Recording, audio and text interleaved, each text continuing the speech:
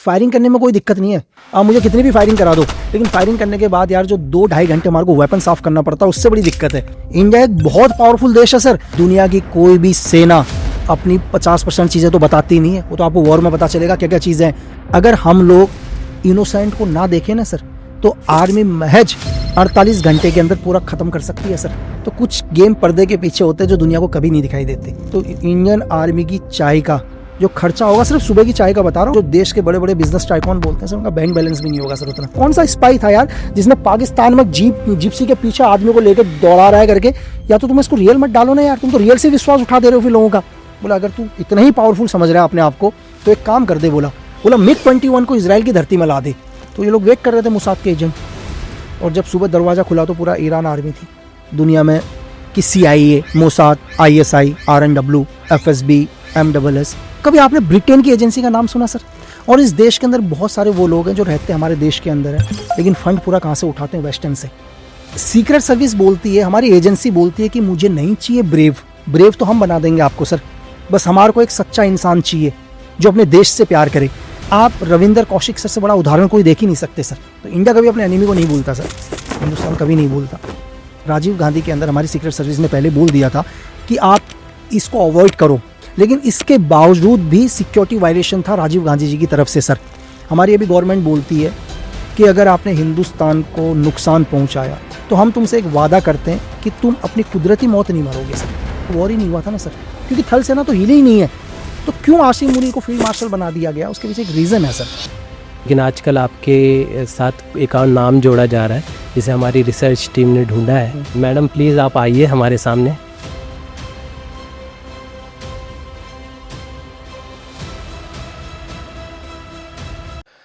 Sir सबसे पहले मुझे ये बताइए, मैं आपको किस नाम से पुकारूं? लक्ष्मण सिंह बिस्ट, लकी बिस्ट या एजेंट लीमा? सर लक्की बिस्ट के नाम से बोलिए सर, क्योंकि सब लोग इसी नाम से जान रहे हैं आप, तो बेटर है इसी नाम से बात करें। आधार कार्ड पे कौन सा नाम है? सर आधार कार्ड पर तो अभी जो प्रेजेंट चल रहा है इस टाइम, तो आपको आधार कार्ड पर उस सेकंड वाला नाम मिलेगा सर, लक्ष्मण सिंह के नाम से। अच्छा सर, जो आपका नाम को लेकर जितनी मिस्ट्री है, आपकी कहानी उतनी ही इंटरेस्टिंग है। और जो चीज़ें आती है सामने रह कर हर बार हमें कुछ नया देखने को मिलता है आपके साथ। तो आज हम कोशिश करेंगे कि और भी कुछ नया जाने आपके थ्रू। सर सबसे पहले मुझे ये बताइए कि 16 साल का वो लड़का था 700 रुपये के लिए, क्या ये जर्नी थी, क्या माइंडसेट था कि चलो नॉर्थ चलते हैं, और वो पूरा किस तरह से डिसीजन लिया आपने? वो देखो सर, मैं आपको दुनिया में 2 तरह की, क्या बोलते हैं उसको, मतलब लोग 2 सिद्धांतों में काम करते हैं। करेक्ट है। एक सिद्धांत है जो गांधी जी बोलते हैं। गांधी जी बोलते हैं यार अब तुम जीवन में कुछ भी अच्छा करो, अपने जीवन में अच्छा करते रहो, तो तुम निश्चित उस जगह पहुंचोगे जो अच्छी होगी। एक सिद्धांत दुनिया में ये है। दूसरा क्या है कि एक इंसान कहता है कि यार मेरा गोल तो ये है कि मुझे वहां पहुंचना ही पहुंचना है। दोनों डिफरेंट हैं। एक आदमी कहता है कि मेरा गोल है, मैं दुनिया में कुछ भी हो जाए मुझे अपने गोल तक पहुंचना है सर, उसके लिए मैं कुछ भी करूं। एक आदमी ने अपना गोल चुन लिया, लेकिन वहीं हमारे गांधी जी बोलते हैं कि नहीं यार, आप जहां भी पहुंचोगे वो जो एंड होगा वो आपका अच्छा ही होगा।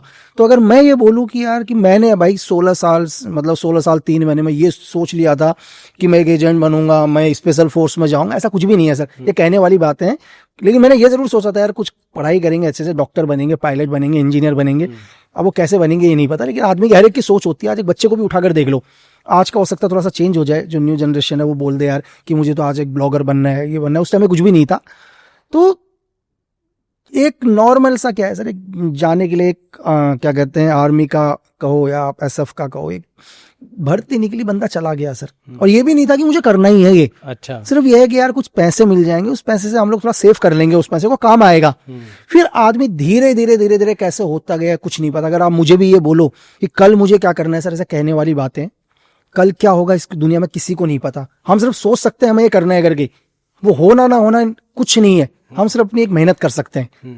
तो ये जर्नी भी ऐसी रही सर कि मैं अगर ये सोच लूं कि नहीं, मैंने 16 साल में सोच लिया था कि मैं ये बनूंगा, तो कहने वाली बातें, सब प्रोसीजर चलता है सर। सर आपने भले ना सोचा हो, लेकिन विकिपीडिया की माने तो आप भारत के इकलौते स्नाइपर हैं और वर्ल्ड में 3रे नंबर पर आते हैं।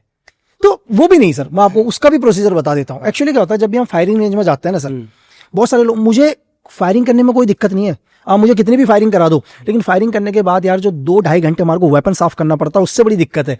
और मुझे ही नहीं है, ये भी जो भी मतलब अगर Indian army, navy, air force, SF के जो भी इंटरव्यू सुन रहे होंगे वो सबको पता है कि यार फायरिंग करने में कोई दिक्कत। हम लोग क्या करते हैं, हम क्या करते हैं भाई, बोलते हैं जैसे आप और मैं बड्डी हैं दोनों, हम दोनों फायरिंग रेंज में जाएंगे और मैं बोलूंगा भाई देख सुन, मैं तेरे वेपन से फायरिंग करूंगा है, तो बोलेगा हाँ ठीक है, अगली बार मैं, क्योंकि पता है क्यों, मैं अपने वेपन को सेफ रखूंगा, मुझे 2-2.5 घंटे अपने वेपन को साफ नहीं करना पड़ेगा। साफ करने में बहुत दिक्कत है भाई, मतलब आप सिर्फ फायरिंग करके आओगे आधा घंटा 1 घंटा, लेकिन जो आपको 2-2.5 घंटे जो वेपन को क्लियर करके साफ करके चेक करा के देना पड़ेगा ना, उसे सबको दिक्कत है, मेरे को नहीं, हर सोल्जर को दिक्कत है इससे। तो स्टार्टिंग क्या है कि सेम हम लोग फायरिंग रेंज में जाते थे और हमारे को लगा यार कि यार फायरिंग करने के बाद वहां देखा कि नहीं, जो स्नैपर्स जाते हैं वो आराम से अपना बिल्कुल वीआईपी की तरह जाते हैं। और ऐसा नहीं है जैसे हम लोग नॉर्मल फायरिंग करेंगे, अगर आप मुझे अभी एलएमजी दे दोगे तो मैं 200-250 राउंड फायर करके आऊंगा, आप AK-47 दे दोगे तो मैं 100-200 राउंड फायर करके आऊंगा, आप मुझे एमएमजी दे दोगे तो मैं पूरी बेल्ट की बेल्ट उतार के आ जाऊंगा 2-4। तो मतलब जितना ज्यादा जितना ज्यादा एमिनेशन फायर करूंगा तो वेपन को उतना ही क्लियर करना पड़ेगा और उतना ही टाइम लगेगा। लेकिन एक स्नैपर क्या है ना सर, वो गिनती के पूरे दिन के अंदर 3 या 4 राउंड फायर करेगा, तो कितना रिलैक्स फील करेगा सोचो आप। हम कई बार फायरिंग रेंज में जाते थे, तो फायरिंग रेंज में जाने के बाद क्या होता है, हमारे जो इंस्ट्रक्टर थे या कोच एनसीओस थे, वो साला डब्बा पकड़ा देते थे जिसमें 700-700 राउंड है और 4 लड़के गए फायरिंग करने के लिए 2400 राउंड, अंगुली तो दर्द हो जाता था भाई कि कितनी फायरिंग करेगा यार आदमी, क्योंकि एमिनेशन को कंप्लीट करना है, गवर्नमेंट का एमिनेशन को कंप्लीट करना है, तभी नया एमिनेशन आएगा। हर चीज की एक एक्सपायरी डेट है ना। आपके घर में भी कोई खाना होगा, अगर वो खाना खत्म हो रहा होगा तो मम्मी कह देगी इसको खा ले यार, नहीं तो खराब हो जाएगा। सेम वही है फायरिंग, जितनी जल्दी उस एमिनेशन को खत्म करो। तो प्रोसीजर देखा यार कि स्नैपर में भाई ये रिलैक्स की तरह आते हैं, बिल्कुल बैठे रहते हैं वीआईपी की तरह, लेटे रहते हैं 2-2, 3-3 घंटे तक, फिर एक गोली चलाते हैं। तो हमने कहा ये लाइफ सबसे बढ़िया है, लेकिन तो हमने कहा ये करना है, ये चीज करना है, लेकिन ये नहीं पता था कि क्या दिक्कत आएगी उसके बाद। तो पहली बार माइंड के अंदर एक थॉट आया कि मुझे भी रिलैक्स फील करना है। जब उसमें घुसे तो तब पता चला कि रिलैक्स क्या फील करना है, कि 3 घंटे तक तो तुम एक जगह से हिल ही नहीं सकते, तुम एक जगह पर लेट जाओगे जहां पर हजारों चींटियां होंगी। तब पता चला कि भाई दुनिया का सबसे टफ है, अगर आपको दुनिया में सबसे अलग बनना है। एक सोल्जर का मोटो है सर, 1 बुलेट 1 एनिमी। ये दुनिया के हर सोल्जर का है, चाहे हम हो, चाहे पाकिस्तान आर्मी हो, यूएस आर्मी हो, दुनिया का एक ही मोटो। लेकिन एक दुनिया स्नैपर का जो मोटो है ना सर, वो है 1 बुलेट 1 कमांडर। उसका मोटो ही नहीं है एक गोली एक दुश्मन, उसका मोटो है सिर्फ 1 गोली और 1 कमांडर। वो बिलीव करता है कि यार मैंने कमांडर को मार दिया ना तो सब कुछ खत्म कर दिया। सपोज करो आप में से कोई ना कोई तो लीडर होगा, जहां पूरी टीम बैठी है ना आपकी, सर काम नहीं कर पाओगे ना आगे। एक जो लीडर होता है वो हमेशा उसको पता होता है कि ऑपरेशन कैसे करना है। मुझे जाऊंगा, जाने के बाद मैं उस जगह पहुंचूंगा, मेरी टीम एक यहां से जाएगी, एक यहां से जाएगी, एक काउंटर ऑपरेशन करेगी। तो एक कमांडर को पता है, कमांड तो वही देगा। और किसी आदमी ने उस कमांडर को ही मार दिया तो ऑपरेशन ही खत्म भाई, अगला कमांड कौन करेगा? राइट। तो इसलिए कमांडर को मारो तो प्लानिंग खत्म सर। बट सर आप एज अ सोल्जर थे आप, तो वो कौन सा हिडन टैलेंट था आपका जो लोगों ने परखा कि यार ये स्नाइपर के लिए परफेक्ट, बट आपकी वो स्पेशलिटी क्या थी जो आपके अंदर आपके सीनियर्स ने नोटिस की? सर एक्चुअली क्या हुआ, जब हम फायरिंग रेंज में थे एक बारी, तो फायरिंग रेंज में हमारा जो फिगर 11 एक टारगेट होता है, सेम आदमी की जितना होता हो, अगर आपने बहुत जगह देखोगे, गूगल करेंगे बच्चे तो फिगर 11 के नाम से उनको दिख जाएगा। तो फिगर 11 एक टारगेट को हम लोग लगा देते हैं 50 मीटर, 100 मीटर, 200, 300, जैसे भी वेपन का रेंज है, हर वेपन के हिसाब से। तो आई थिंक उस टाइम शायद मैं इंसास से फायर कर रहा था, AK से फायर कर रहा था, इतना एक्यूरेट मुझे याद नहीं है कि मैं कौन से वेपन से फायर कर रहा था। तो जब हम लोगों के पास 20 राउंड थे, मैंने 20 राउंड फायर करे, तो 20 में से लगभग 12-13 राउंड सर पर लगे थे, 12 हेड शॉट लगे थे, 12-13 राउंड। और हेड शॉट लगने के बाद बाकी राउंड थोड़े साइड आइड में लग के 2-4 वॉश आउट हो गए। तो जब मैं गया तो मैं तो फेल, तो भाई उसने फेल कर दिया। तो मैंने कहा क्या सर फेल? तो बोले भाई सबसे हाईएस्ट मार्क्स यहाँ का है, मतलब सबसे ज्यादा जैसे नंबर होते हैं आपको नंबर करने पड़ेंगे। सपोज करो 20 मतलब 100 नंबर के, अगर आपके 20 के 20 यहाँ लग गए तो आपको 100 में से 100 नंबर मिल गए, ठीक है। जैसे ही आपका थोड़ा सा साइड में आएगा तो 3 नंबर मिलेगा। जैसे हेड पर पड़ा तो एग्जाम्पल के लिए मुझे 1 ही नंबर मिला। तो मैंने कहा मेरे को 1 नंबर क्यों मिल रहा है सर, हेड तो सबसे ऊपर है। तो यार बोला भाई हेड पर गोली नहीं लगती है तो गलती से लग जाती है, हमारा काम है दुश्मन को कैसे भी मारना। हम इतने बेस्ट फायरर नहीं है कि हमारी गोली हेड पर ही लगेगी, इसलिए हेड के नंबर कम दिए जाते हैं। क्योंकि अगर दाएं बाएं गोली लगेगी, दुश्मन गिरेगा तो सही, घायल तो होगा, लेकिन तुम हेड में मारने की कोशिश करो तो हेड तो मिस हो जाएगा, क्योंकि सर तो इतना सा है ना सर। अभी तो मुझे आपका सर बहुत बड़ा नजर आ रहा है, जैसे आप 400-500 मीटर पर दूर पर नजर आओगे, इतना सा सर नजर आएगा, तो सर पर गोली मारना बहुत मुश्किल है वो, क्योंकि टारगेट मूवमेंट होगा। हम लोग अभी फायरिंग रेंज में फायरिंग कर रहे हैं तो टारगेट एक ही जगह पर है, टारगेट हिल नहीं रहा है, तो फायरिंग करना बहुत ईजी। लेकिन जब आप रियल ग्राउंड पर आ जाओगे तो उस टाइम दुश्मन चल भी रहा होगा, भाग भी रहा होगा, मौसम भी सही नहीं होगा, क्योंकि अभी तो हम फायरिंग रेंज में फायर करके आए तो मौसम बहुत क्लियर है। अब बरसात में तो हम फायर नहीं कर रहे होंगे, ना फॉग में फायर कर रहे होंगे, लेकिन जब आप एक्चुअल में जब दुश्मन आपके सामने आ जाएगा तो उस टाइम हो सकता है बरसात भी हो रही होगी, धुंध भी लगी होगी, तूफान भी आ रहा होगा, तो उस सिचुएशन पर फायर करना बहुत मुश्किल होता है। तो इसलिए कोशिश करते हैं कि आदमी एक अच्छा फायरर बनने के लिए यहाँ पर लेना। तो मैंने हेड पर लाया तो उन्होंने बोला यार गलती से लग गया होगा करके, तो मैंने कहा सर मारा ही है मैंने। तो बोला ठीक है दोबारा ट्राई करके देखते हैं, दोबारा हेड पर मार। मैंने कहा ठीक है भाई। तो दोबारा उन्होंने गोली दी तो अपनी हेड पर लगी दोबारा भी, ठीक है। तो पहली बार उन्होंने नोटिस किया यहाँ से कि यार नहीं गलती से नहीं मारा, लड़के का एक्यूरेट फायर सही है। तो फिर जब भी मैं फायरिंग रेंज में आता था तो सर मेरे इंस्ट्रक्टर तो बोलते तू हेड में मार, तेरे को तब भी हम लोग क्या करेंगे 5 नंबर देंगे, मतलब तू हेड पर मार ले, तेरे हेड छूट है, तुझे 5 नंबर मिलेंगे हेड पर। तो यहाँ से मैंने हेड पर मारना शुरू किया। तो पहली बार इंस्ट्रक्टर की पहली नज़र पड़ी। उसके बाद क्या हुआ, उन्होंने सीनियर को बोला कि सर हम इसको फायरिंग के लिए ले सकते हैं करके। तो सीनियर जो हमारे सीनियर ऑफिसर था, ग्रुप कमांडर था, उसने कहा ठीक है लेकर आओ करके लड़के को। तो लाए तो उसके ऑफिस के बाहर हो गए। बाकी तो मुझे लगा यार चलो मैं तो रेस्ट हो गया, बाकी सब लोग फायरिंग में गए तो मुझे थोड़ा सा रेस्ट फील हुआ। तो जैसे मैं उनके ऑफिस के बाहर आया तो मैंने उनको जो गार्ड ऑनर किया तो उन्होंने बोला ठीक है, बोला यही है बात करी। हाँ बोला एक काम करो, सामने वहाँ गमले अमले लगे हुए थे यार, जो मतलब फ्लावर सब लगे हुए थे, लॉन था। बोला ईंट उठा के ला, बोला वहां से जो ईंट लगी हुई है। अब मैं देखा, मैंने कहा हाँ, बोला इसको निकाल ले जमीन से। आधी ईंट जमीन के अंदर थी, आधी ईंट बाहर थी। जो होता है ना हम लोग लॉन में लगा रहे, तो मैं भी ईंट लेकर आया यार। मैंने कहा सर लिया। बोला हाँ एक काम कर, इसको सीधा पकड़ के खड़ा रहे। अरे भाई मैंने कहा अब सीधी तो कितनी देर रहेगा यार आदमी, है ना। अब थोड़ी देर रहा तो थोड़ी देर में हाथ में दर्द हो गया, थोड़ा हाथ यहाँ पकड़ने लग गया, कितनी देर रहेगा आदमी। तो वो देख रहे हो करके बोला, तो जो लेकर आया था बोला यार ये स्नाइपर बनेगा। बोला एक ईंट तो उठा नहीं पा रहा है, बोला स्नाइपर का वेट करेगा ही। तो फिर धीरे धीरे यहाँ से प्रोसीजर स्टार्ट हुआ सर। फिर मुझे डेली क्या करते वो फायरिंग रेंज में लेके नहीं जाते, मुझे डेली जैसे फायरिंग रेंज 2 बजे से तो स्टार्ट होगा, वो मुझे बोलते थे 11 बजे ऑफिस के बाहर आ जा। सर 2 घंटे तो ईंट को हाथ में पकड़वा के रखते थे। अच्छा अरे मैंने कहा तो और महाभारत हो गई। ठीक है, तो फिर ये स्टार्टिंग वो था एक स्नैपर बनने का, एक स्टार्टिंग। फिर धीरे धीरे धीरे धीरे कैसे एक आदमी मतलब लिस्ट में अपना नाम लिखाता है। सर मुझे ये बताइए कि आर्मी में आने से पहले, जो भी बटालियन में जाने से पहले, आपने कभी फायरिंग या गन से आपका वास्ता रहा है? अरे कभी जीवन में नहीं चलाई सर, वो तो मेले एले में चलाते थे कभी। तो मतलब ऐसा कभी नहीं कि मैं बोलूँ कि मैंने फायरिंग किया। कहाँ फायरिंग किया, 16 साल में कहाँ आदमी फायरिंग करेगा सर। नहीं इतना परफेक्ट निशाना था तो मैं सोचा नहीं ट्रेनिंग से सर आप भी आ जाओ, आप भी मतलब मैं क्या बोल रहा हूँ, आप भी 1 महीने की प्रैक्टिस में आ जाओ। अगर आप सच में चाहते होंगे करना तो 1 महीने में आपकी भी गोली बिल्कुल पॉइंट ऑफ एम पर आ जाएगी सर। ये तो कुछ भी नहीं है, मैं आपको बताता हूँ। अपना टाइमिंग क्या होता है, हम लोग शूट टू किल का फायरिंग करने जाते हैं। शूट टू किल में हम ऐसे ही बैठते हैं जैसे बैठा हूँ, ये हमारी पोजीशन रहेगी, पिस्टल लगी रहेगी यहाँ पर, हॉलिस्टर में पिस्टल होगी तो, और हाथ मेरे सीधे ही होंगे और बहुत सारे टारगेट लगे होंगे सामने। 16 टारगेट लगे हुए हैं सामने, अलग अलग डायरेक्शन में, एंगल में, डायमंड शेप में लगे होंगे।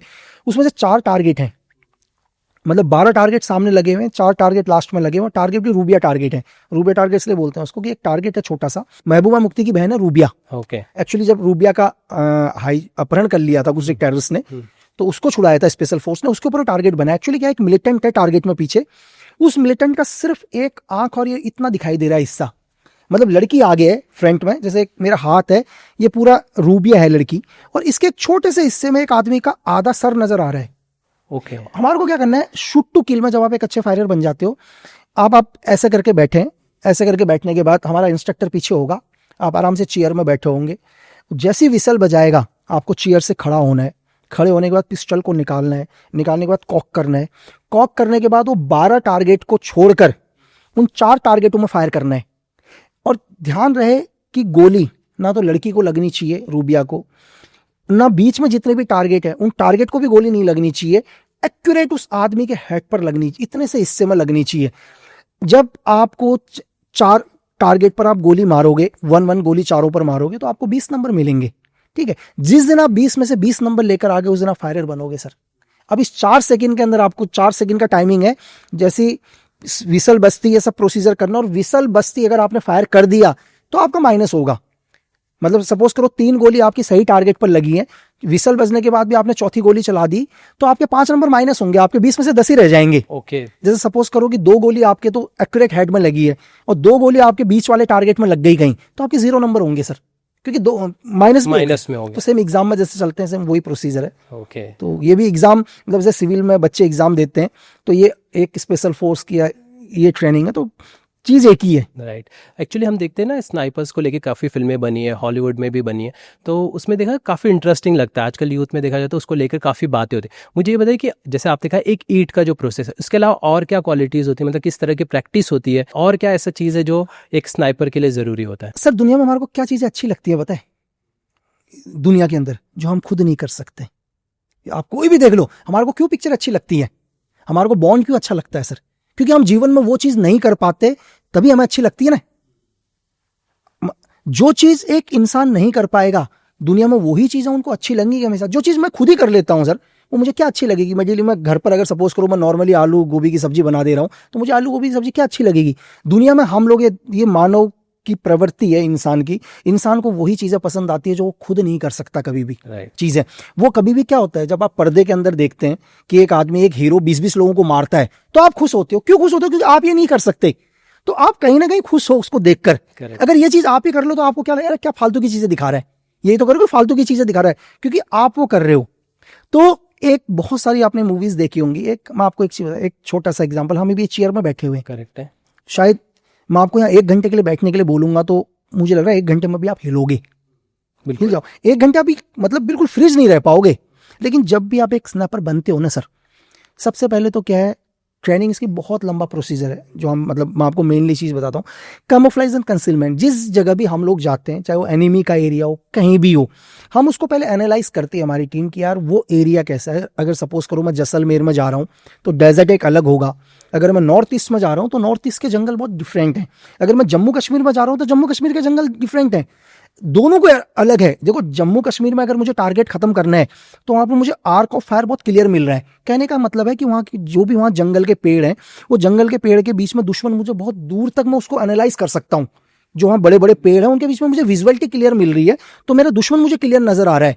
तो एक स्नैपर को वहां पर काम करने में थोड़ा सा अलग अंतर मिलेगा। वही नॉर्थ ईस्ट में आप चले जाओगे, नॉर्थ ईस्ट के जंगल बहुत कटीली झाड़ियां हैं, बहुत ही ज्यादा। आप नॉर्थ ईस्ट में कभी जाओ, वहां पर आपको 5 मीटर में भी विजुअलिटी नजर नहीं आ रही सर, आप देख नहीं पाओगे, वहां इतनी कटीली झाड़ियां हैं। तो वहां पर एक स्नैपर का रोल डिफरेंट हो जाता है।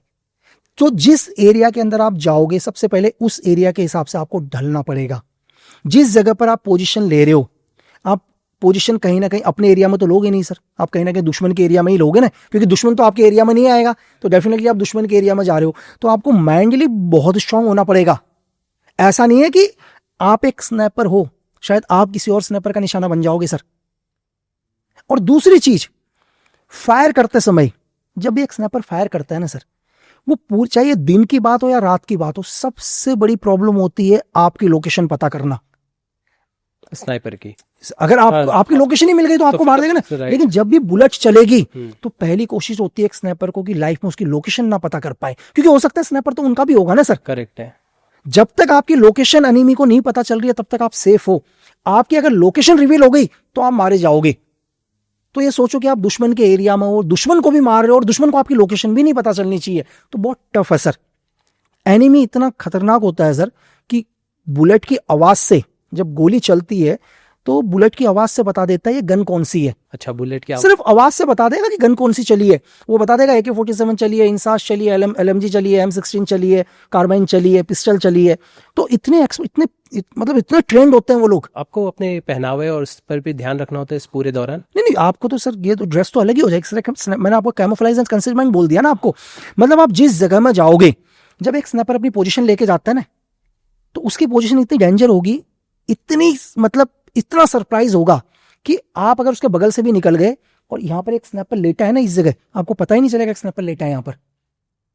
आप उसको देख भी लोगे लेकिन आपको ये पता ही नहीं होगा एक इंसान है। आप उसके बगल से जा चुके होंगे, वो अपने आप को पूरा अभी एक स्नैपर को सपोज करो आपके इसी मैट के ऊपर पोजीशन लेने के लिए बोल दिया जाए, तो वो इस हिसाब से इसमें अपनी पोजीशन बना लेगा सर। आपको पता ही नहीं चलेगा एक स्नैपर लेटा हुआ है। आप यहां भी नहीं, जब तक मैं आपको फिजिकली नहीं बताऊंगा कि यार एक स्नैपर लेटा है, तब तो आप ढूंढ ही लोगे इस एरिया के अंदर। लेकिन आप रैंडमली अगर आप यहां से 10 चक्कर भी लगा दो, आपको पता नहीं चलेगा एक स्नैपर यहां लेटा हुआ है सर। लेटा हुआ है। हाँ, वो चाहे 12 घंटे तक यहां लेटा रहे, आप बता नहीं पाओगे। 12 घंटे तक लेटा रहेगा, आपको पता ही नहीं चलेगा सर। कोई मूवमेंट नहीं, कोई मूवमेंट। अगर मूवमेंट ही हो गया तो फिर तो ट्रैक हो जाएगा ना। राइट। और वहां पर देखो सर, गलती एक ही बारी होती है, आदमी गलती करता ही नहीं है सर, क्योंकि दोबारा गलती करने के लिए बचेगा ही नहीं। जहां बात जान के आ जाती है ना, मैं आपसे क्या जहां वहां फिर आदमी काम करने का तरीका दूसरा हो जाता है।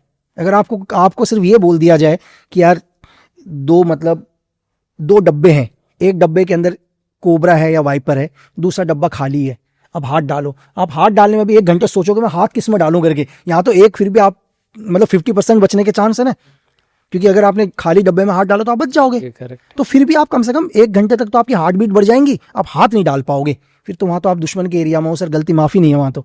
आपकी जो ट्रेनिंग थी इस दौरान जो आपने ली, फिर आप इजराइल में भी आपने ट्रेनिंग, क्या फ़र्क है इंडिया और इजराइल के ट्रेनिंग में, क्या फ़र्क आ जाता है? सर देखो, ट्रेनिंग में फर्क ऐसा कुछ भी नहीं है। दुनिया के अंदर दुनिया की कोई भी आर्मी हो, अब वर्ल्ड की कोई भी आर्मी, ऐसा कुछ नहीं है सर। ट्रेनिंग रूल सारे, देखो आज भी रूल तो ब्रिटिश के ही चल रहे हैं ना सर, ब्रिटिश के ही रूल है। ऐसा लोग बोलते हैं कि यार यूएस आर्मी इतनी खतरनाक, मोसाद इतनी खतरनाक, ISIS, CIASE, MSSE, sir rule सारे चल रहे हैं। थोड़ा सा 19-20 चीजें होती हैं सर, थोड़ा सा क्या होता है 19-20 चीजें होती हैं। जो लोग बोलते हैं कि यार यूएस आर्मी, मैं कहता हूँ यूएस आर्मी को बुलाओ ना यार और करवा दो उनसे -40 डिग्री टेम्परेचर पर करवा के दिखाओ। एक्चुअली क्या है, ये मैं मानता हूं कि उनके पास टेक्नोलॉजी हमसे थोड़ी सी अच्छी होगी सर। ये मैं मानता हूं कि जो मैंने 08 पैक यूज किया होगा, मतलब 08 कहने का मतलब जिसके अंदर हम लोगों का सामान आता है, ऑपरेशन का हम लोग सामान रखते हैं, तो जिस 08 पैक में मेरा सामान होगा, मेरा वेट होगा सपोज करो 20 kg, तो मैं मानता हूं कि यूएस आर्मी का जो सोल्जर है उतना ही सामान वो 7 kg लेके चल रहा होगा। वो हमसे थोड़े से एडवांस है सर। हो सकता है जो मैं वेपन यूज कर रहा हूं, मेरे वेपन का वेट है 4 kg के समथिंग, वो मुझसे अच्छा वेपन 2 kg में वेट पर यूज कर रहा होगा। मैं टेक्नोलॉजी हाई मानता हूं उनसे, लेकिन अगर आप फिजिकल की बात करो या दुनिया बोलती है कि यार कि उनके सोल्जर ऐसे हैं, उनके सोल्जर ऐसे हैं, तो मैं सिर्फ उनसे ये कह रहा हूं सर, हमने दुनिया के लगभग चाहे वो यूएस आर्मी हो, रशियन आर्मी हो, सबके साथ एक्सरसाइज करी हमने, हम साथ में कंबाइंड ट्रेनिंग करते हैं और हमें पता है कि वो लोग कितने वो स्ट्रांग है कितने नहीं है। मतलब इंडिया की ट्रेनिंग, आप उनको ये बोलो कि हिंदुस्तान के अंदर हमारा कोर्स चलता है कमांडो विंग बेलगांव के अंदर, महाराष्ट्र और कर्नाटक के बॉर्डर में है, और शायद जब मैंने वो कोर्स किया था उस टाइम शायद 38 डेज का था, मुझे शायद 38 डेज, मुझे अभी एक्चुअली याद नहीं है, शायद अभी वो कोर्स 34 कम हो गया है। Okay. स्टार्टिंग में वो कोर्स था 42 डेज का, फिर जब मैं गया था उस टाइम 38 हो गया था, वो डाउन और कम कर दिया। तो वो 38 डेज 38 ईयर्स जैसे थे सर। अच्छा, मतलब एक दिन ऐसा करता था तो ऐसा लगता था कि 1 साल गुजर गया। क्या होता है? आपकी ट्रेनिंग स्टार्ट होगी सुबह 4 बजे से, ठीक है, 4 बजे आप पीटी ग्राउंड पर रिपोर्ट करोगे और रात को 1 बजे आप छूटोगे। अब कितने घंटे रह गए? 3 घंटे। 3 घंटे में जाने के बाद आप अपना वेपन भी जमा कराओगे। ऐसा नहीं कि जाते ही 1 बजे आपको छोड़ दिया तो आप बगल में बेड पर लेट जाओगे, ऐसा नहीं। वहां से आप कम से कम आधा 1 किलोमीटर जाओगे, जाने के बाद आपके पास जो वेपन है उस वेपन को आप जमा करके आओगे। उसके बाद जो दिन भर आप शिवर में भी गए हो, वहां शिवर मतलब गट्टर के अंदर भी डाल देते हैं, वहां दिन में आप गए होंगे, फिर आप ऐसे तो बेड पर नहीं जा सकते ना, तो फिर कपड़े भी ऐसे नहीं खोलते थे हम लोग। कपड़े कैसे खोलते थे? क्योंकि ऐसे खोलेंगे तो जो शिवर है वो पूरा आपके मुंह में भी आएगा। तो एक दोस्त दूसरे दोस्त की बनियान को काटता था, फाड़ता था यूं करके, क्योंकि ऐसे करके निकालना है, ऊपर से नहीं खोलना। तो इस सब प्रोसीजर में भी आधा पौन घंटा लग जाता है। इसके बाद जाके बेड में जाएंगे, फिर बेड में जैसे ही लेटेंगे सर 2-2.5 घंटे के बाद फिर दोबारा पीटी ग्राउंड पर रिपोर्ट करना है। तो कहते हैं, मैंने तो पढ़ा था ऐसा कि साइंस बोलता है कि एक आदमी को 5 या 6 घंटे सोना चाहिए मिनिमम, राइट? मिनिमम। हाँ। तो 2 घंटे अगर आप 38 डेज तक जगते रहे, आप पागल हो जाओगे सर, आप मेंटल हो जाओगे बुरी तरीके से। मैं बहुत लोगों को बोलता हूं कि आप लोगों ने कहावत सुनी होगी कि लोग खड़े खड़े सो जाते हैं। मैं आपको ऐसा बताऊं कि मैंने जीवन में वो देखा है कि चलते चलते सोना आपको एकदम, मतलब वहां पहले इंस्ट्रक्टर बोलते थे कि भाई सबको एक ही है हिदायत है कि कोई भी चलते चलते नहीं सोएगा, क्योंकि चलते चलते आप सोओगे 4 कदम आप खाई के अंदर गिर जाओगे, बचोगे नहीं। आपको पता है क्योंकि आप पगडंडू में चल रहे हो, खाई नीचे पूरी खाई है और आपकी आंख लगी और 3 आप सीधे नीचे। तो कई बार हमारे को क्या लगता था जब हम रोड पर चलते थे एकदम से नींद खुलती थी और यार अब तो कितने 4 कदम आगे करके। तो मैंने चलते चलते सोने वाली गुदाल है। दुनिया का सबसे खतरनाक चीज है सर सोना। शायद बहुत सारे लोगों को पता होगा, जब हिटलर के साइंटिस्ट ने जब एक्सपेरिमेंट किया था, उन्होंने रशिया के कुछ एक सोल्जर्स को पकड़ा था, तो उसने ये बोला था कि जो 13 दिन तक जग जाएगा मैं उसको छोड़ दूंगा। और 13 दिन तक क्या 9 दिन से ऊपर कोई जग ही नहीं पाया सर, सब डेथ। कोई आदमी 4 दिन जग कर देख ले, उसको इल्यूजन होना शुरू हो जाएगा, वो अपने साथी को ही मारना शुरू कर देगा, खाना शुरू कर देगा। तो बहुत टफ है। तो एक अगर आपको एक स्पेशल फोर्स का एक कमांडो एक स्नाइपर बनना है तो इन सबसे प्रोसीजर से जाना ही पड़ेगा। तो जो आपने ये ट्रेनिंग बताई ये किस पोस्ट के लिए रहती है, लाइक आपने? ये कमांडो सर, अच्छा, स्पेशल फोर्स का कमांडो। चाहे नहीं, चाहे वो ओनली इंडियन आर्मी करती है, नॉट ए पैरामिलिट्री फोर्स नहीं करती है। जो बेलगांव कमांडो है वो ओनली इंडियन आर्मी ही, पैरामिलिट्री फोर्सेस नहीं करती है, जैसे बीएसएफ, सीआरपीएफ, आईटीबीपी, सीआईएसएफ, ये लोग नहीं करते हैं, पुलिस वाले नहीं करते हैं, सिर्फ आर्मी के लिए ही है। और ऐसा नहीं है कि हम ही करते हैं, बाहर की आर्मी भी हमारे साथ आगे कंबाइंड ट्रेनिंग करती है, श्रीलंकन आर्मी भी आती है, दूसरे देशों की भी। जैसे हम लोग भी कोर्स करने जाते हैं तो वो लोग कोर्स करने आते हैं। तो ऐसा नहीं है कि आप जो जाओगे, इसमें क्या होता है मैं आपको बताता हूँ। सपोज करो इंडियन आर्मी की कोई भी एक बटालियन है, जिस बटालियन के अंदर 600-700 लोग हैं, तो उसमें से क्या होगा, अपना बेस्ट बंदा भेजते हैं। मतलब अगर 600 किसी, एक उदाहरण के लिए मैं आपको बताता हूँ, जैसे हम अभी महाराष्ट्र में तो मराठा लाइन इन्फेंट्री है यहाँ की, मराठा लाइन इन्फेंट्री की एक बटालियन के अंदर 600 लोग हैं। तो जैसे फर्स्ट मराठा लाइन इन्फेंट्री है, तो फर्स्ट मराठा लाइन इन्फेंट्री क्या करेगी, अपने बेस्ट सोल्जर को, जो उनका बेस्ट है, जिसका बेस्ट फिजिकल है, उसको भेजेगी उस कोर्स के लिए। एक ही को 600 में से एक को भेजेगी जो उनका बेस्ट होगा, मतलब उस पूरे, क्योंकि एक्चुअली क्या होता है, देखो एक सोल्जर का एक ही मोटो होता है भाई ये दुनिया का, कि जिसने भी सेना ज्वाइन करी हो, मतलब थल जल वायु, मतलब कुछ भी, तो उसका सिर्फ एक ही मोटो, तो हमेशा किसके लिए जीतता है पता है, वो अपनी बटालियन के लिए जीतता है। अब दुनिया में किसी भी सोल्जर से बात करो, वो कहेगा मेरी बटालियन, भाई मैं जीआर का, मैं कुमाऊं का, मैं मराठा, वो जीतता ही। अगर आपने अपनी बटालियन के लिए जीना सीख लिया, आप अपने देश के लिए जियोगे यार, क्योंकि आप चाहोगे कि दुनिया में आपकी बटालियन जो है, जिस रेजिमेंट के लिए आप काम कर रहे हो, उस रेजिमेंट का सर हमेशा ऊपर रहे।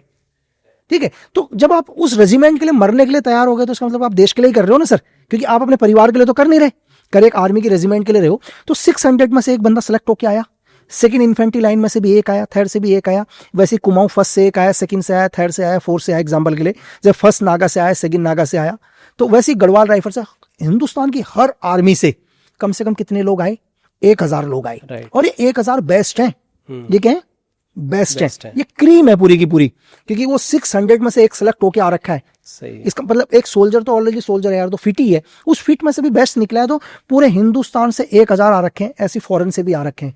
और आपको पता है, जब पहले दिन 1000 या 1200 या 1500 लोग होते हैं ना, जब लास्ट 38 डेज होता है ना, जब लास्ट में जब पासिंग आउट होते हैं, तो उस टाइम रहते हैं 30 या 40 बस। अच्छा, तब तक सब जा चुके होते हैं वापस। अच्छा, किसी भी दिन आपने गिव अप किया? आउट डेली, आपको डेली लगेगा, बिल्कुल डेली। हर लास्ट में मैंने आपको बोला ना कि 50 से ऊपर बचेंगे ही नहीं, वहां पर सब आउट हो चुके होंगे। जो लास्ट में जो 50 निकलेंगे कैसे होंगे फिर आप सोच लो। सर मैं जानना चाहता कि जैसे हम इजराइल की बात करते हैं, उनकी एजेंसी है मोसाद, उसको लेकर काफ़ी बातें होती है, वो तो उनकी, अगर आपने उनके साथ ट्रेनिंग ली है क्या, अगर ली है तो किस तरह से, क्या फ़र्क है? जैसे मैं समझना, जैसे आपने काफ़ी कुछ बताया पूरी चीज़ें, बट टेक्नोलॉजी एंड ऑल के अलावा क्या देखते हैं कि वो स्पेशल हो जाते हैं? सर आपको एक चीज बताता हूँ, एक छोटा सा ऑपरेशन बताता हूँ। देखो मोसाद अच्छा है, हाँ। ऐसा इतना सा इजराइल है ना सर, पूरी दुनिया हिला रखा है, इसका मतलब अच्छा ही होगा ना यार। बिल्कुल। देखो जूस क्या है सर, चाहे उनका कोई भी हो, उनका चाहे पीएम का ही बेटा क्यों ना हो, वो भी आर्मी ट्रेनिंग लेगा सर। उसकी बेटी होगी तो भी आर्मी ट्रेनिंग कंपलसरी है उन लोगों की कंट्री में, ठीक है। वो बोलते हैं कि तुम दुनिया के किसी भी कोने में रहो, लेकिन जब देश के ऊपर बात आए तो आ जाओ। मोसाद अच्छा है, ऑपरेशन करता है पूरी दुनिया के अंदर, उसकी इंटेलिजेंस बहुत है। उनके जो मतलब जो लीडर हैं, जब भी देश के ऊपर बात आती है तो राजनीति नहीं करते हैं सर। उनकी राजनीति की बात नहीं होती है देश के ऊपर, उनके लिए देश सबसे ऊपर है सर। मैं उनके ऑपरेशन बताता हूं सर। क्या हुआ था, जब शायद MiG-21, जब रशिया ने MiG-21 बनाया था आई थिंक, तो रशिया ने MiG-21 दिया, लेकिन रशिया ने एक ही शर्त पर MiG-21 दिया सबको कि इस टेक्नोलॉजी को तुम ना तो यूएस से शेयर करोगे, ना किससे शेयर करोगे, इजराइल से शेयर करोगे। तो उस टाइम जो मोसाद के हेड थे और एयरफोर्स के जो कमांडर थे, नाम मुझे एक्चुअली इतना याद नहीं है, तो वो एक ही पार्टी में मिले। तो जो उनके जो हेड थे, मोसाद के हेड, तो उन्होंने पूछा यार कि भाई बता मैं तेरे लिए क्या कर सकता हूँ। तो उनके एयरफोर्स के चीफ ने बोल दिया यार, उन बात को टाल दी पार्टी में। फिर उसने दूसरी बारी पूछ लिया उनसे यार कि बता मैं तेरे लिए क्या कर सकता हूँ। तो फिर जब उसने दोबारा पूछा, उसने यार मैं तुझसे जो मांगूंगा तो मुझे दे ही नहीं पाएगा। और ये बड़ा ईगो हर्ट हो गया यार मोसाद के हेड को। बोला मैं मोसाद का चीफ हूं यार, इसने मतलब सबके सामने कह दिया जो मैं तुझसे मांगूंगा तू दे नहीं पाएगा। तो अगले दिन वो पर्सनली उनके घर पर गए। यार बोला तुमने सबके सामने कह दिया। बोला यार तूने भी 2 बारी मुझसे पूछ लिया, भाई दोस्त हम बचपन के, वो बात अलग है, लेकिन तूने 2 बारी पूछ दिया कि मेरे से तू मेरे लिए क्या कर मैं तेरे लिए क्या कर सकता हूँ। तो बोला हाँ यार, बोला कि मैं दुनिया की सबसे मतलब पावरफुल एजेंसी का चीफ हूँ, पूरी दुनिया मुझसे कुछ ना कुछ चाहती है कि मैं उनके लिए करूँ, तो मैं तेरे से पूछा। बोला अगर तू इतना ही पावरफुल समझ रहा है अपने आप को तो एक काम कर दे। बोला MiG-21 को इजराइल की धरती में ला दे। अब वो शौक हो गया यार। बोला मैं इजराइल की धरती में MiG-21 कैसे ले आऊंगा यार, क्योंकि वो प्लेन रशिया का है, रशिया का प्लेन है, और रशिया ने एक ही शर्त में उस प्लेन को दुनिया के देशों में दिया है कि इस प्लेन को तुम कभी इजराइल के साथ शेयर नहीं करोगे, इसकी टेक्नोलॉजी क्या है वो इजराइल को और अमेरिका को नहीं बताओगी, इसके अंदर इतना फ्यूल नहीं डालोगे इस प्लेन के अंदर कभी भी। अगर ये उनके जो फाइटर पायलट हैं वो कभी भी प्लेन को अगर प्रैक्टिस पर जाएंगे तो उसमें इतना फ्यूल नहीं होगा कि इजराइल की धरती तक जाए, ये भी शर्त थी कि उसमें इतना ही फ्यूल होगा। तो जब मोसाद के चीफ को लगा ना सर, तो मोसाद के चीफ ने एक ऑपरेशन लॉन्च किया, और आपको पता है जब ऑपरेशन के लिए वो लोग गए पहले उनके सारे के सारे एजेंट मारे गए इस ऑपरेशन में। मतलब जैसे ये लोग गए, शायद ईरान गए थे, कहाँ गए थे मेरे को एक्यूरेट याद नहीं है, तो उन्होंने ईरान के एक पायलट को भी अपने साथ मिला लिया, मतलब उस पायलट से दोस्ती करी, ये चीज करी। जब इन्हें लगा कि वो पायलट बिल्कुल एक्यूरेट इनके साथ मिल चुका है तो उस पायलट को बोला कि यार हम तेरे से एक बात करना चाहते हैं, अच्छी दोस्ती होने पर बहुत मतलब अच्छा। तो बोला कि हम तुझे दुनिया का इतना पैसा देंगे कि तेरी आने वाली पीढ़ियों को जरूरत ही नहीं पड़ेगी, और तुझे हम यहाँ से भी निकाल लेंगे, ईरान से जहाँ से भी निकाल लेंगे, और इसके बाद तुझे दुनिया में जहाँ सेटल है तेरे फैमिली को करवाएंगे हम।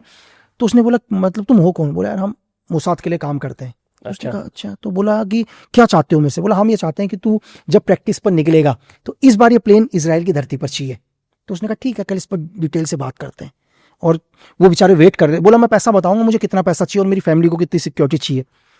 तो ये लोग वेट कर रहे थे मोसाद के एजेंट, और जब सुबह दरवाजा खुला तो पूरा ईरान आर्मी थी और सबको शूट आउट किया, सारे एजेंटों को, मोसाद के सारे सबको मार दिया। यहां पर भी मोसाद ने गिव अप नहीं किया सर, बोला ऑपरेशन फिर चलाएंगे और प्लेन को इजराइल की धरती पर लेकर आए सर। तो ये वो लोग हैं सर, और लेकर आए धरती में, इजराइल की धरती में MiG-21 उतरा, अपने पास रखा, पूरी टेक्नोलॉजी देखी, फिर अमेरिका को हैंड ओवर कर दिया, अब तुम ले लो करके। तो अभी आने वाले जो वॉर्स हो रहे हैं या किसी की तरह लड़ाई हो रही है, इसमें क्या लगता है सबसे इंपॉर्टेंट कौन सी चीज़ें? अब टेक्नोलॉजी हो गई है, जैसे अब AI ड्रोन्स आ गए, तो मैं समझना चाहता हूँ अभी कौन सी चीज़ें, क्योंकि सैनिक अब ग्राउंड टू ग्राउंड फाइट नहीं हो रही है, अब तो कहते हैं मोस्टली सब AI और ये सब। तो ये जो आप देख रहे हैं ट्रेंड देख रहे हैं, तो इसमें क्या लगता है सबसे ज़्यादा क्या खतरनाक टेक्नोलॉजी आने वाली है? सर देखो, वॉर और ऑपरेशंस में फर्क है, दोनों चीजों को समझना पड़ेगा। वॉर एक अलग चीज है, ऑपरेशन एक अलग है, सर्जिकल स्ट्राइक अलग है, एयर स्ट्राइक अलग है। अभी जैसे ऑपरेशन सिंदूर हुआ, ये कोई वॉर नहीं है सर, ये हमारा एक एयर स्ट्राइक था। हमने पाकिस्तान के लॉन्च पैड खत्म करे, मिलिटेंट के जितने भी ट्रेनिंग कैंप थे उनको खत्म किया, हमने एक एयर स्ट्राइक करी। सेम पाकिस्तान ने भी अपने ड्रोन भेजे, ओनली क्या चल रहा है, एयर स्ट्राइक चल रहा है।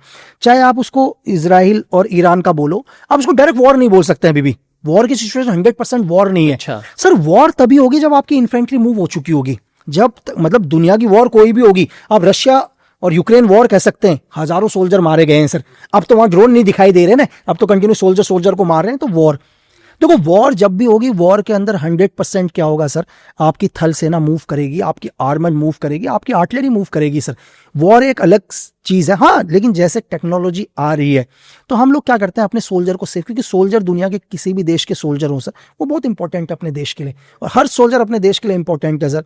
जो एक सोल्जर है वो किसी का बेटा है, किसी का पति, किसी का भाई, तो एक परिवार के लिए भी एक आदमी बहुत इंपॉर्टेंट होता है।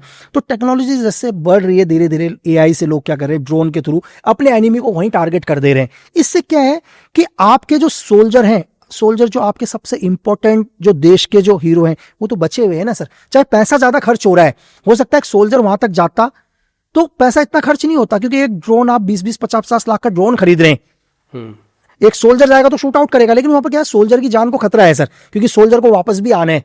तो वहां पर क्या है, दुनिया में जैसे जैसे टेक्नोलॉजी बढ़ रही है तो आदमी सेफ हो रहा है, लेकिन क्या हो रहा है, थ्रेट ज्यादा हो रहा है सर।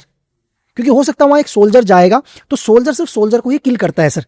दुनिया का एक रूल है, एक मिलिट्री वाला हमेशा मिलिट्री को ही किल करेगा, वो कोई सिविलियन को किल नहीं करेगा। लेकिन जब आप ड्रोन को भेजोगे तो ड्रोन ये नहीं देखेगा सर कि यहाँ पर कोई सिविलियन भी है, इस टारगेट में कोई इनोसेंट लोग भी आ रहे हैं। सर ये जो इजराइल और ईरान की जो लड़ाई चल रही है, जो अभी है, आप इंटेलिजेंस की नज़र से देखते हैं तो क्या लगता है कि क्या है जो हमें दिख रहा है, सही में पिक्चर है या इसके पीछे क्या कुछ और कारण है? देखो, जो भी आप इजराइल और ईरान की बात कर रहे हैं, मेरा पॉइंट ऑफ व्यू मैं आपको बताता हूँ। इसके लिए थोड़ा सा आपको पीछे जाना पड़ेगा सर। एक्चुअली क्या होता है, देखो मैं आपसे एक चीज बोल रहा हूँ सर, क्या आप पर्सनली US प्रेसिडेंट को जानते हैं सर? नहीं। रशिया प्रेसिडेंट को, चाइना प्रेसिडेंट को, ये सब छोड़ दो, क्या आप पर्सनली अपने मोदी साहब को भी जानते हैं? नहीं जानते ना सर। आप हो या दुनिया के कोई भी लोग हो, वो सिर्फ वही बोलते हैं जो उन्हें दिखाई देता है सर, जो दिखाई दे रहा है उन्हें। सही बात है। जो आपको हर रोज टेलीविजन में दिखाई देता है, सोशल मीडिया में दिखाई देता है, न्यूज़पेपर में पढ़ते हो, आप वही देखते हो सर। पर्सनली तो मैं आप बोल रहा हूं कि आप अपने खुद के अलावा, अपने 1-2 लोगों के अलावा दुनिया में किसी को नहीं जानते। आपने अपना एक पॉइंट ऑफ व्यू बना लिया, आप आज इजराइल और ईरान का वॉर चल रहा है, सिर्फ आप वो बोल रहे हो जो आपको हर रोज दिखाई दे रहा है सर, जो हर रोज आपको सुनाई दे रहा है। एक्चुअली अगर आप मुझसे पूछो तो मैं आपको थोड़ा सा हिस्ट्री में लेके जाऊंगा सर। मैं लेके जाऊंगा जब सेकेंड वर्ल्ड वॉर खत्म हुआ 1945 में, उस टाइम ब्रिटेन के प्रधानमंत्री हुआ करते थे चर्चिल सर। उन्हें लगा यार कि MI6 को, is the Britain agency, MI6 को लगा कि भाई सब देशों ने मिलकर क्या किया, नाजियों को खत्म किया। अब क्या है, ब्रिटेन को लगा कि ये देश धीरे धीरे पावरफुल बनेंगे, तो क्यों ना इन देशों को आपस में लड़ा दिया जाए। ऑपरेशन एंथिकेबल पहली बार स्टार्ट हुआ 1945 में, और इसका एक ही मकसद था इस ऑपरेशन का कि उन देशों को आपस में भिड़ा दो जिन देशों ने नाजियों को खत्म किया। ये MI6 की प्लानिंग, और ये देश धीरे धीरे आपस में लड़ रहे थे। और इन्होंने अपना पहला टारगेट किसको बनाया, ऑपरेशन एंथिकेबल ने USSR को, क्योंकि USSR उस टाइम बहुत पावरफुल बन रहा था, उस टाइम दुनिया के अंदर एक पावरफुल बन के आ रहा था, और ये कामयाब भी हो गए। इन्होंने 1991 में क्या कर दिया, USSR को तोड़ दिया। लेकिन MI6 को बोलो या ब्रिटेन को बोलो, उसको यह नहीं पता था कि रशिया इतना पावरफुल निकल जाएगा सर। USSR तोड़ तो दिया, लेकिन मकसद फिर भी पूरा नहीं हुआ, फिर भी रशिया पावरफुल बन रहा था, लेकिन ऑपरेशन अभी भी खत्म नहीं हुआ। यह ऑपरेशन स्टार्ट करने वाले कौन थे, चर्चिल। ये वही चर्चिल थे सर जिन्होंने हिंदुस्तान और पाकिस्तान के भी 2 टुकड़े करे, यही थे जिन्होंने पाकिस्तान और हिंदुस्तान को डिवाइड करवाया। ये ब्रिटेन के 2 बारी प्रधानमंत्री रहे, इन्होंने ये ऑपरेशन MI6 से स्टार्ट किया था। जब ये ऑपरेशन कंटिन्यू चल रहा था और धीरे धीरे धीरे धीरे धीरे इन्होंने क्या किया, प्रॉक्सी के तौर पर यूक्रेन को आगे लाए। यूक्रेन एक प्रॉक्सी के तौर पर यूज हुआ है कि यूक्रेन को क्या कर दो, रशिया से भिड़ा दो। जो यूक्रेन महज 24 घंटे के अंदर खत्म कर सकता रशिया, आज भी 2 साल हो गए भाई, आज भी वो यूक्रेन लड़ रहा है, तो कोई ना कोई तो बैकफुट में होगा। यहां तो लोग क्या है, साले अपने पड़ोसी को भी मदद नहीं करते आज के टाइम में कि भाई ये सही हो जाएगा करके। तो सोचो कि कोई देश अरबों का पैसा यूक्रेन को फंडिंग कर रहा है, वेपन्स दे रहा है, सोल्जर दे रहा है, क्यों दे रहा होगा, किसी ना किसी का तो फायदा हो रहा होगा ना, क्योंकि रशिया को बैकफुट फेंकना है। सेम जब यूक्रेन और रशिया का कंटिन्यू वॉर चल रहा था, फिर आ जाते हैं हम दोबारा जस्ट अभी। देखो ईरान भी क्या है सर, ईरान भी सेम क्या करता है, कभी खुद आकर वॉर नहीं करता, ये भी क्या करता है, टेररिज्म फंडिंग करता है। कभी ये हिजबुल्लाह को फंड करता है, कभी हमास को करता है, कभी सीरिया के अंदर फंड करता है। ये भी फंड करके कंटिन्यू इजराइल को थ्रेट देता रहता है, और ये अभी से नहीं दे रहा है, ये 1979 से दे रहा है। 1979 में जब भी उनकी गवर्नमेंट चेंज हुई थी, जो नए उनके आए थे, उन्होंने बोल दिया कुल मिला के भाई US और ये इजराइल शैतान के बच्चे हैं करके। कॉन्फ्लिक्ट तो 1979 से चल रहा था, लेकिन वो अभी क्यों हुआ, क्योंकि इस टाइम क्या हुआ, ईरान ने एक ही चीज कर दिया, डायरेक्ट सपोर्ट करना शुरू कर दिया रशिया को। मतलब फ्रंट पर आके रशिया को सपोर्ट करना शुरू किया। और जो ऑपरेशन 1945 से आज तक चल रहा है साला, उस ऑपरेशन के बीच में फिर कौन आ गया, एक और ये ईरान आ गया। अगर ईरान भी फ्रंट में सामने आ जाएगा, तो जिस रशिया को खत्म करने में लगे हुए हैं, तो मेन चीज अगर आप देखो तो हमें जो चीज दिखाई देती है उसके तार कहीं और से जुड़े होते हैं सर। और आप ही सोचो ना, बहुत सारे लोग बोलते हैं कि यार दुनिया में कि CIA, Mossad, ISI, RNW, FSB, MSS, कभी आपने ब्रिटेन की एजेंसी का नाम सुना सर? कभी MI6 का मुझे आप ऑपरेशन बता दो चलो कि यार MI6 ने ये ऑपरेशन किया। जैसे आप मोसाद के ऑपरेशन सुनते हैं कि आप CIA के ऑपरेशन सुनते हैं कि ऑपरेशन साइक्लोन चलाया, ठीक है, ISI को मोहरा बनाया, पूरा USSR को बैकफुट फेंक दिया। आप मुझे MI6 के ऑपरेशन बताओगे ही नहीं सर। आपको तो ये भी, आधे लोगों को तो यही कंफ्यूज नहीं होगा MI5 क्या है, MI6 क्या है, आधे तो इसी में कंफ्यूज होंगे सर। क्योंकि क्यों नहीं, जो अंग्रेज, जिन अंग्रेजों का सूर्य कभी अस्त नहीं हुआ था सर, जिन्होंने पूरी दुनिया को गुलाम बनाया, यार वो उनकी एजेंसी ऐसे चुपचाप बैठी होगी पीछे यार? कभी सोच के देखो ना आप। मतलब पूरी दुनिया में हाहाकार मच रहा है, लेकिन ब्रिटेन बिल्कुल शांत रहता है। MI6 का कभी नाम ही नहीं आता सर। तो कुछ गेम पर्दे के पीछे होते हैं जो दुनिया को कभी नहीं दिखाई देते। अच्छा सर, ये मैं समझना चाहता हूँ, जैसे इंडिया पाकिस्तान का हुआ, जिस तरह से इंडिया ने रिटेलिएशन किया, इसमें हमारी जो एजेंसीज हैं, जो उसके कितने इनपुट्स होंगे, इंटेल के कितने इनपुट्स रहे होंगे आपको लगता है, क्या? तो सर इंटेलिजेंस के इनपुट है ना सर, तभी तो महज 3 दिन के अंदर। अच्छा एक चीज मेरे को ये बताओ ना सर, कि मैं नॉर्मल सिविल की तरीके से इसलिए समझाने की कोशिश कर रहा हूँ, अगर मैं उसको मतलब डिफेंस की लैंग्वेज में बात करूंगा तो बहुत चीजें निकल जाएंगी, उनके वर्ड्स बहुत हुए हैं। पूरे मतलब सारा इंटेलिजेंस का इनपुट है। कैसे पता चल रहा है कि सर क्या हाफिज के, मौलाना मसूद अजहर के लॉन्च पैड यहाँ पर बने हुए, ट्रेनिंग कैंप यहाँ पर है, यहाँ उसके रिलेटिव रह रहे, पूरे तो सारे इनपुट ही इंटेलिजेंस के है ना सर। दुनिया की सबसे महंगी चीज क्या है सर? दुनिया की सबसे महंगी चीज है इन्फॉर्मेशन। अगर आपके पास इन्फॉर्मेशन ही नहीं होगी तो आप एनिमी को कैसे मारोगे? अगर आपको दुश्मन को मारना है तो आपको दुश्मन को जानना पड़ेगा सर। अगर हिंदुस्तान को, अगर हमारे एयरफोर्स को एक एयर स्ट्राइक करना है, ठीक है, हमारे को एयरफोर्स से अगर MiG-21 राइफल से भी अगर मिसाइल्स गिरानी है, तो हमारे को लोकेशंस तो पता होनी चाहिए ना सर। तो लोकेशन कौन देगा? लोकेशन तो हमारी इंटेलिजेंस ही देगी ना। तो इंटेलिजेंस का तो हमेशा इनपुट है सर, चाहे आप आज बोलो, चाहे 99 कारगिल वॉर बोलो, चाहे 1971 का वॉर बोलो, 65 62, सब जगह तो इंटेलिजेंस का ही इनपुट है सर। और ये बातें भी आती है जैसे पाकिस्तान कि पहलगाम जो है वो होने दिया गया था इंडिया की तरफ से। आपको लगता है कि अरे सर, इस तरह के दावे जो किए जाते हैं, ये दावे कौन कर रहे हैं सर? ये दावे करने वाले हैं कौन जो कहते हैं कि इंडिया की तरफ से होने दिया? उन लोग सर देखो, उन लोगों को ये बोलो कि भाई तुम आके इतना बड़ा, हमारा देश लोकतंत्र देश है ना सर, शायद हमारा दुनिया के अंदर सबसे बड़ा लोकतंत्र देश है, और इस देश के अंदर बहुत सारे वो लोग हैं जो रहते हैं हमारे देश के अंदर है, लेकिन फंड पूरा कहां से उठाते हैं? वेस्टर्न से। ये वो लोग हैं जो एक एक महीना धरना करते हैं रोड के ऊपर। अगर आज मैं 4 दिन काम ना करूं ना सर, तो मुझे प्रॉब्लम हो जाएगी यार, मेरा घर कैसे चलेगा? और ये लोग तो 2-2 महीने 4-4 महीने बैठे रहते हैं। इनका फंड कहां से आ रहा है सर?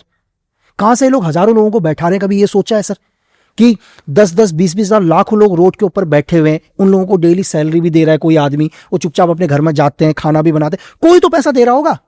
हम 5 दिन काम ना करें, हमारी हालत खराब हो जाती है सर। तो ये लोग यहां रहते हैं, हिंदुस्तान में है, बात पूरी वेस्ट के कहने पर करते हैं सर। इनको बोलो तुम्हारे पास इतना ही बड़ा एविडेंस है, सबसे बड़े लोकतंत्र है यार, जाओ ना यार, कोर्ट पर जाओ आप। क्यों सर? आप डिस्ट्रिक्ट कोर्ट पर जाओ, हाई कोर्ट पर जाओ, आप सुप्रीम कोर्ट पर जाओ यार, आप एविडेंस दो ना यार।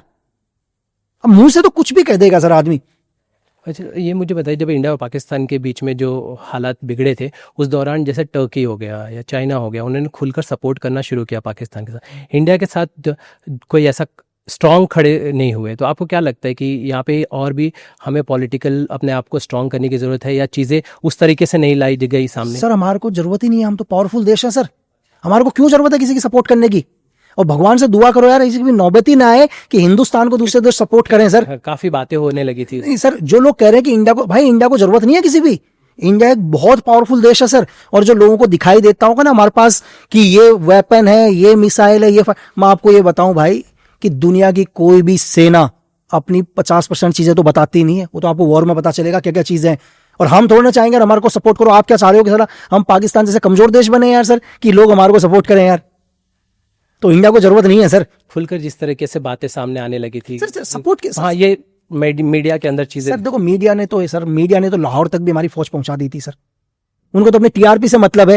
एक चैनल बोल रहा था कि भाई एलओसी क्रॉस कर चुके, दूसरा बोल रहा है नहीं लाहौर पहुंच चुके हैं, तीसरा बोल रहा है कराची कब्जा होने वाला है। उनको वो लगी हुई थी यार, आगे कौन बढ़ेगा करके, वो तो टीआरपी के लिए है सर। देखो सर, बोलना बहुत आसान है, चाहे मैं ही हूं, पॉडकास्ट में कहना बहुत इजी होता है सर। यहाँ बैठ के एसी कमरे में बैठ के माइक के आगे को हम कुछ भी बोल देंगे। ग्राउंड के हालात जाकर देखो सर, जब समझ में आएंगी चीजें, फिर आपको दुनिया में कोई सर्च करने की जरूरत नहीं पड़ेगी सर। आपके पास इतना मैटर होगा कि आप 2 महीने तक भी बोलते रहोगे तो खत्म नहीं होगा सर आपके पास। फिर आपको सर्च करने की कोई जरूरत नहीं है, लेकिन उसके लिए आपको ग्राउंड में जाना पड़ेगा सर, ग्राउंड के हालात समझने पड़ेंगे। अच्छा, इंडिया के अगर हम पूरे अगर बॉर्डर्स को देखें तो सबसे सेंसिटिव आपको कौन सा लगता है, सबसे एरिया जो सबसे ज़्यादा सेंसिटिव है और यहाँ पर इंडिया को स्ट्रांग पोजीशन रखनी होनी? देखो इंडिया स्ट्रांग, अगर हम बॉर्डर एरिया कोई भी, आप JNK के चले जाओ सर, या आप नॉर्थ ईस्ट के चले जाओ, ठीक है, तो थोड़ा सेंसिटिव है ही सर। क्योंकि देखो नॉर्थ ईस्ट के अंदर भी आप जाओ तो इस टाइम थोड़ा बांग्लादेश के साथ भी अच्छे रिलेशन, क्योंकि चाइना वहाँ से सपोर्ट कर रहा है, यहाँ से कंटिन्यू पाक का इन्फिल्ट्रेशन अंदर रहता है। और यहाँ से आप देख ही रहे हैं इस टाइम ISI ने पूरा कंट्रोल कर रखा बांग्लादेश के अंदर। इस टाइम नेपाल के अंदर भी इस टाइम कम्युनिस्ट गवर्नमेंट है। तो जब भी कोई पावरफुल बनता है ना सर, आप, मैं एक चीज, छोटा सा एक उदाहरण है जो लोग आसानी से समझ जाएंगे, जो बच्चे भी इसको समझ जाएंगे। जब तक आप अपने जीवन में कुछ भी नहीं कर रहे हो, आपका कोई दुश्मन नहीं होगा भाई। आपका कभी, जैसे जैसे आप जीवन में आगे बढ़ोगे, आपके दुश्मन पैदा हो जाएंगे। तो दुनिया में दुश्मन उसी के होते हैं जो सक्सेस होता है। आपने कभी सुना है कि अगर मूंगफली बेचने वाला, सब्जी बेचने वाले का कोई दुश्मन होगा या उनको कोई ट्रोल करेगा? सर ट्रोल किसको करेगा? दुनिया में किसके बारे में बात करेगा? जो सक्सेस पर जाएगा सर। अच्छा, आप नॉर्थ ईस्ट में काफ़ी टाइम रहे थे। मणिपुर में पिछले 2 सालों से अशांति है, फॉरेन है उसमें, पावर्स इन्वॉल्व है, उसमें डिनाई नहीं किया जा सकता। आपको क्या लगता है और क्या चीज़ें इन्वॉल्व है इसके पीछे? सर देखो, मैं आपको मणिपुर का बताऊं तो अल्फाबेट में शायद 26 अल्फाबेट होते हैं सर, ABCD Z तक। मणिपुर में इससे टेररिज्म ग्रुप है सर, आप इंसर्जेंट ग्रुप बोलो, इससे ज्यादा। अच्छा, अब आप सपोर्ट सोचो उनको कितना सपोर्ट होगा। शायद मुझे 2005 की बात है या 2006 की है, मुझे एक्यूरेट याद नहीं है। तो 2006 में जब मैं एक बार उनके ट्रेनिंग कैंप में गया था, तो मैंने उनके पास वो वेपन देखा था, जो वेपन 2000 शायद 17 या 18 तक हमारे पास नहीं था। अब आप सोच लो कि कोई ना कोई तो कंट्री होगी जो उनको सपोर्ट कर रही होगी। मतलब 2005 या 6 में मैंने वो हथियार देख लिया जो 2018 में हमारे पास नहीं था। तो आप इसी से अंदाजा लगा लो कि कितने एडवांस हैं वो लोग भी। क्या सोल्यूशन आप देख पा रहे हैं उसका उस सर गवर्नमेंट कर ही रही है sir, government system present government कर ही रही है। देखो ऐसा तो नहीं हो सकता सर, आज बहुत सारे लोग क्वेश्चंस करते हैं कि गवर्नमेंट क्या कर रही है, बहुत सारे आजकल जो आपका क्वेश्चन आया कि लोग बहुत सारे, मैं यार उनसे बोल रहा हूँ भाई आप इससे पिछले वाली गवर्नमेंट से क्यों नहीं क्वेश्चन कर रहे यार जो 60 साल तक थी। आप क्या चाह रहे हो भाई 15 साल के अंदर ही आपके स्वर्ग लाकर दे दें? अगर कहीं पर कचरा हुआ है तो थोड़ा सा तो टाइम लगेगा ना सफाई करने में सर। किसी ने 60 साल तक पूरे देश को बर्बाद करके रख दिया और आप उम्मीद करते हैं कि 15 साल के अंदर बिल्कुल पलट के चेंज हो जाए, थोड़ा सा वक्त लगता है। लेकिन आप इंसिडेंट बताओ ना सर मेरे को, आप 2014 के बाद क्या आप इंसिडेंट बता दो इस देश के अंदर, एक या दो इंसिडेंट को छोड़कर, और आप उससे पहले के इंसिडेंट देख लो पूरे देश के अंदर सर।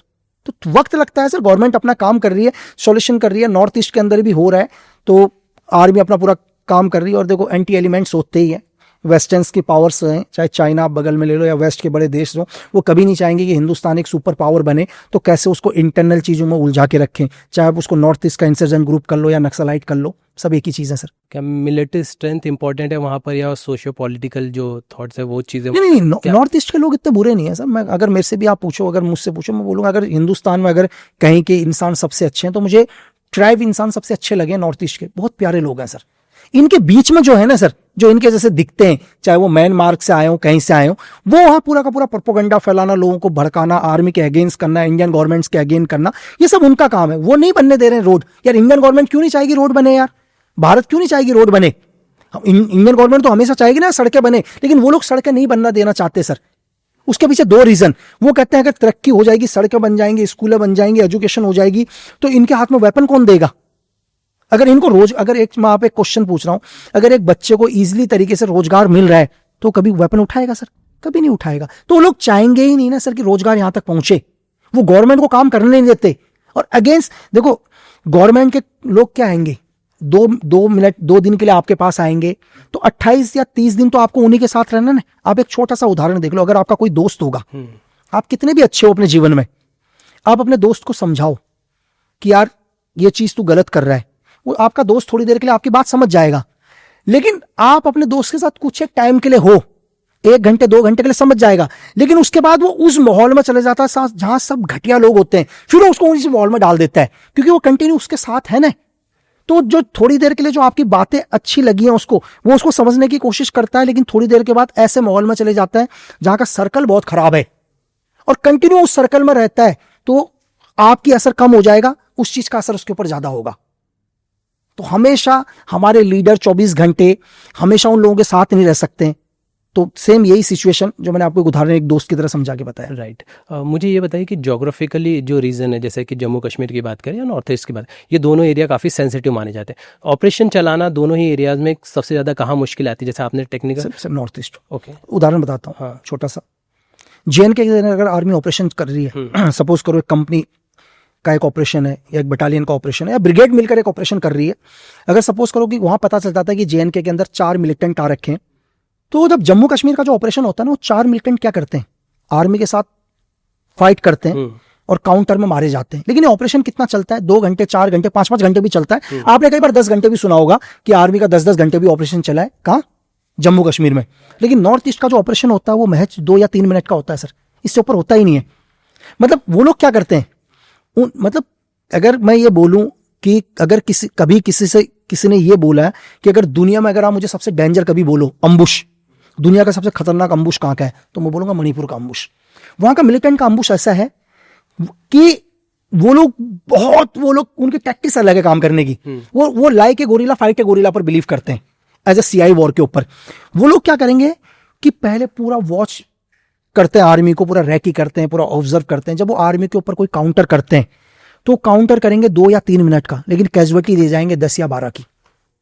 मतलब उनका अम्बुश ऐसा होता है कि सपोज करो कि बरसात आ रखी है बहुत तेज और आपको रोड क्रॉस करना है, तो क्या ऐसा पॉसिबल है कि आप बिना बरसात की बूंद टच हो आप रोड को क्रॉस कर सकते हो? नहीं है ना, नहीं। बरसात की तो सेम उनकी गोलियों की बौछार ऐसी आती हैं सर, उनका अम्बुश ऐसा होता है।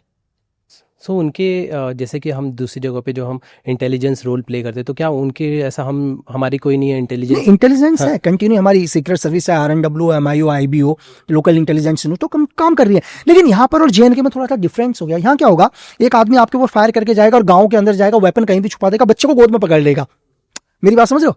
वो बच्चे को पकड़ लेगा क्योंकि कुछ एक लोग उनके साथ मिले। अब आप क्या करोगे सर? यहाँ दो चीजें हो गई, या तो आप सबको उठा के लाओ, तो आप कहोगे यार आपने इस देश का ह्यूमन राइट्स वो है, आदमी का मानव अधिकार नहीं है। उस सिचुएशन में क्या करेगा आदमी?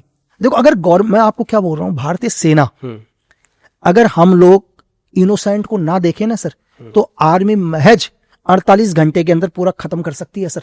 लेकिन उसमें क्या हो जाएगा, कई इनोसेंट मारे जाएंगे। जो ये युद्ध चल रहा है, जो ये इंसर्जेंसी चल रही है, वो इसलिए चल रही है क्योंकि हमारी जो आर्मी है या हमारा देश है वो बोलता है कि कोई बात नहीं, एक आतंकवादी बच रहा है, बचने दो, लेकिन इनोसेंट नहीं मरना चाहिए। उस आतंकवादी को तो हम मार ही देंगे सर। तो हम उस पर बिलीव करते हैं, हमारी सेना इस पर बिलीव करती है। सर जैसे कि अलग अलग ऑफिसर्स के अलग अलग एक्शंस होते हैं। जैसे हमने जम्मू कश्मीर देखा था, जब पत्थरबाजों से निपटना था और वो घिर गए थे, तो उन्होंने एक मिलिटेंट को ही यस तो वो जो तरीकों को काफ़ी क्रिटिसाइज किया गया। तो आप क्या मानते हैं कि वो तरीका सही था या गलत था? सर क्रिटिसाइज किसने किया? तो देखो, बुरे का साथ कौन देता है जीवन के अंदर? बुरे का साथ वो देगा जिससे उससे बेनिफिट हो रहा हो। इस दुनिया में आप उठाकर देख लो सर। करेक्ट। लोग क्या बोलेंगे? लोग बोलते हैं कि यार एक चीज है कि भाई, उदाहरण के लिए कि एक आदमी ने क्या कर दिया, बच्चियों का रेप करके भागा, पुलिस ने इसका एनकाउंटर नहीं करना चाहिए। ये नहीं करने वाले कौन लोग हैं सर, जो बोलते हैं नहीं करना चाहिए करके? लोग कहते हैं कि मिलिटेंट को तुमने गाड़ी के आगे बांध के लेकर आए। ये कौन कह रहा होगा? ये वही कह रहा होगा जो उसका बच्चा लग रहा होगा, चाचा ताऊ का लड़का लग रहा होगा। क्या कभी आप किसी गलत आदमी के लिए ये बोलोगे जिसने दुनिया के अंदर आतंक फैलाया हो, इनोसेंट आदमी को मारा हो, अगर उसको भारतीय सेना मार रही है, उसका एनकाउंटर कर रही है, उसको लेके आ रही है? मैं नहीं मानता इस देश का कोई भी एक सही नागरिक जो ये कहेगा कि गलत कर रहे हो। आप उनकी बात कहां करते हैं सर? मैंने आपको क्या बोला? वो इस देश में रह रहे हैं, बात वेस्ट की करते हैं सर। अगर कोई भी आदमी इस देश के अंदर आतंकवादी के मरने में दुखी हो रहा है, तो ये समझो कि वो उनसे बड़ा आतंकवादी है जो सिर्फ व्हाइट कपड़ों में घूम रहा है सर। सिर्फ एक आतंकवादी के मरने में सिर्फ वही आदमी रोएगा सर। कभी भी इस देश का नागरिक तो नहीं रोएगा सर एक आतंकवादी के मरने में। बहुत खूब, सही कहा आपने सर। मैंने एक रिपोर्ट्स पढ़ी थी कि आप बांग्लादेश के रेड लाइट एरिया में गिरफ्तार होने से बचे थे। अरे सर क्या कर रहे थे? बहुत ही उसमें लोगों ने इतना ट्रोल कर दिया कि यार मैं रेड लाइट एरिया में क्यों जाऊंगा यार भाई, रेड लाइट एरिया यार। एक्चुअली क्या होता है, हम लोगों के सोर्स भी होते हैं सर, सोर्स के लिए हर जगह जाना पड़ता है। ठीक है, अब ये जो आजकल शॉर्ट्स बनाते हैं, क्या करते हैं, ये आगे के पीछे की चीजें हटा देते हैं और उसमें सिर्फ इतना ही चीज डालते हैं कि वो रेड लाइट एरिया में डेली जाता है। वो साला इतना वायरल तो पूछो मत यार। तो भाई एक्चुअली क्या होता है, जैसे हम लोग सोर्स होते हैं, देखो एक्चुअली क्या होता है, कोई भी एंटी एलिमेंट्स वो इन जगह में बहुत जाता है यार। वो कहाँ जाएगा सर? वो देखो, एक आदमी है जिसके पास पैसे पड़े, जिसके पास पैसे हैं, वो क्या करेगा? तो जुआ खेलेगा या तो नशा करेगा या उन जगहों पर जाएगा जहां रेड लाइट एरिया, यही तो करेगा। जिसके पास फालतू, जिस इंसान के पास मेहनत की कमाई हो, थोड़ा जाएगा ऐसी जगह में। आपके पास, मैं ये बोलूं, कल आपके पास भी हजारों लाख रुपए आ जाए तो आप भी चलो रेड लाइट एरिया में नहीं जाओगे, आप बोलोगे चलो एक बार क्लब ही जाके आ जाते हैं, क्योंकि पैसे तो उड़ाने ना आपने भी। आप कहोगे मैं क्या करूंगा 10-15-20 करोड़ का, थोड़ा मैं क्लब कैसीनो जाके आता हूँ, गोवा या नेपाल जाके आ जाता हूँ, कहीं भी आप भी क्लब जाने की सोचोगे। तो हम लोग भी अपने अपने सोर्सेज रखते हैं सर जगह पर, तो अपने सोर्सेज से इनपुट लेने के लिए जाते हैं। तो सेम एक जगह मैं भी गया, तो जाने पर पता नहीं, मैं तो नहीं बोलूंगा कि मेरे लिए आए थे BDR वगैरह, बांग्लादेश राइफल वगैरह, उनकी एक पैरामिलिट्री फोर्सेस है, तो उन्होंने सडनली चारों तरफ से कॉर्डन कर लिया एकदम से। शायद हो सकता है किसी और के लिए भी आया हूं, मैं ये नहीं कह रहा कि मेरे लिए आया हूं, लेकिन अगर मैं वहां पर एक सस्पेक्ट हूं, मैं खुद एक अक्यूज्ड हूं, मैं एक उनके लिए मैं एक मिलिटेंट हूं, तो मैं तो अपने ऊपर ही सोचूंगा यार कि जब दर सीढ़ियों से नीचे आया तो मैं भी दौड़ता हुआ आया एकदम से नीचे। तो सबको साइड कर रहे थे, मेरे को भी साइड करने के लिए बोला, तो मैंने उसको एक प्यार से बोला अंकल जी, तो उन्हें लगा यार कि चल, बोला भाग यहाँ से करके। तो उन्हें एक सोल्जर को आप हजारों की भीड़ में खड़ा कर दो, हम उसे पहचान लेंगे एक सोल्जर है सर। लेकिन जब भी आप मुसीबत में फंस जाते हो, आपका प्रेजेंस ऑफ माइंड कैसे काम करता है, वो आपके लिए सबसे बड़ा चैलेंज होता है। एक आम नागरिक की तरह मुझे ये बताइए, मुझे भी अगर किसी को भी रॉ में जाना है तो क्या होना, क्या बेसिक रिक्वायरमेंट है, क्या एज होनी चाहिए, क्या पढ़ाई होनी चाहिए, अगर आप बता सके तो। सर आप इंडिया की RNW ज्वाइन करना चाहें, हम सिर्फ RNW की बात कर रहे हैं, IB एक अलग डिपार्टमेंट हो गया, MI एक अलग हो गया।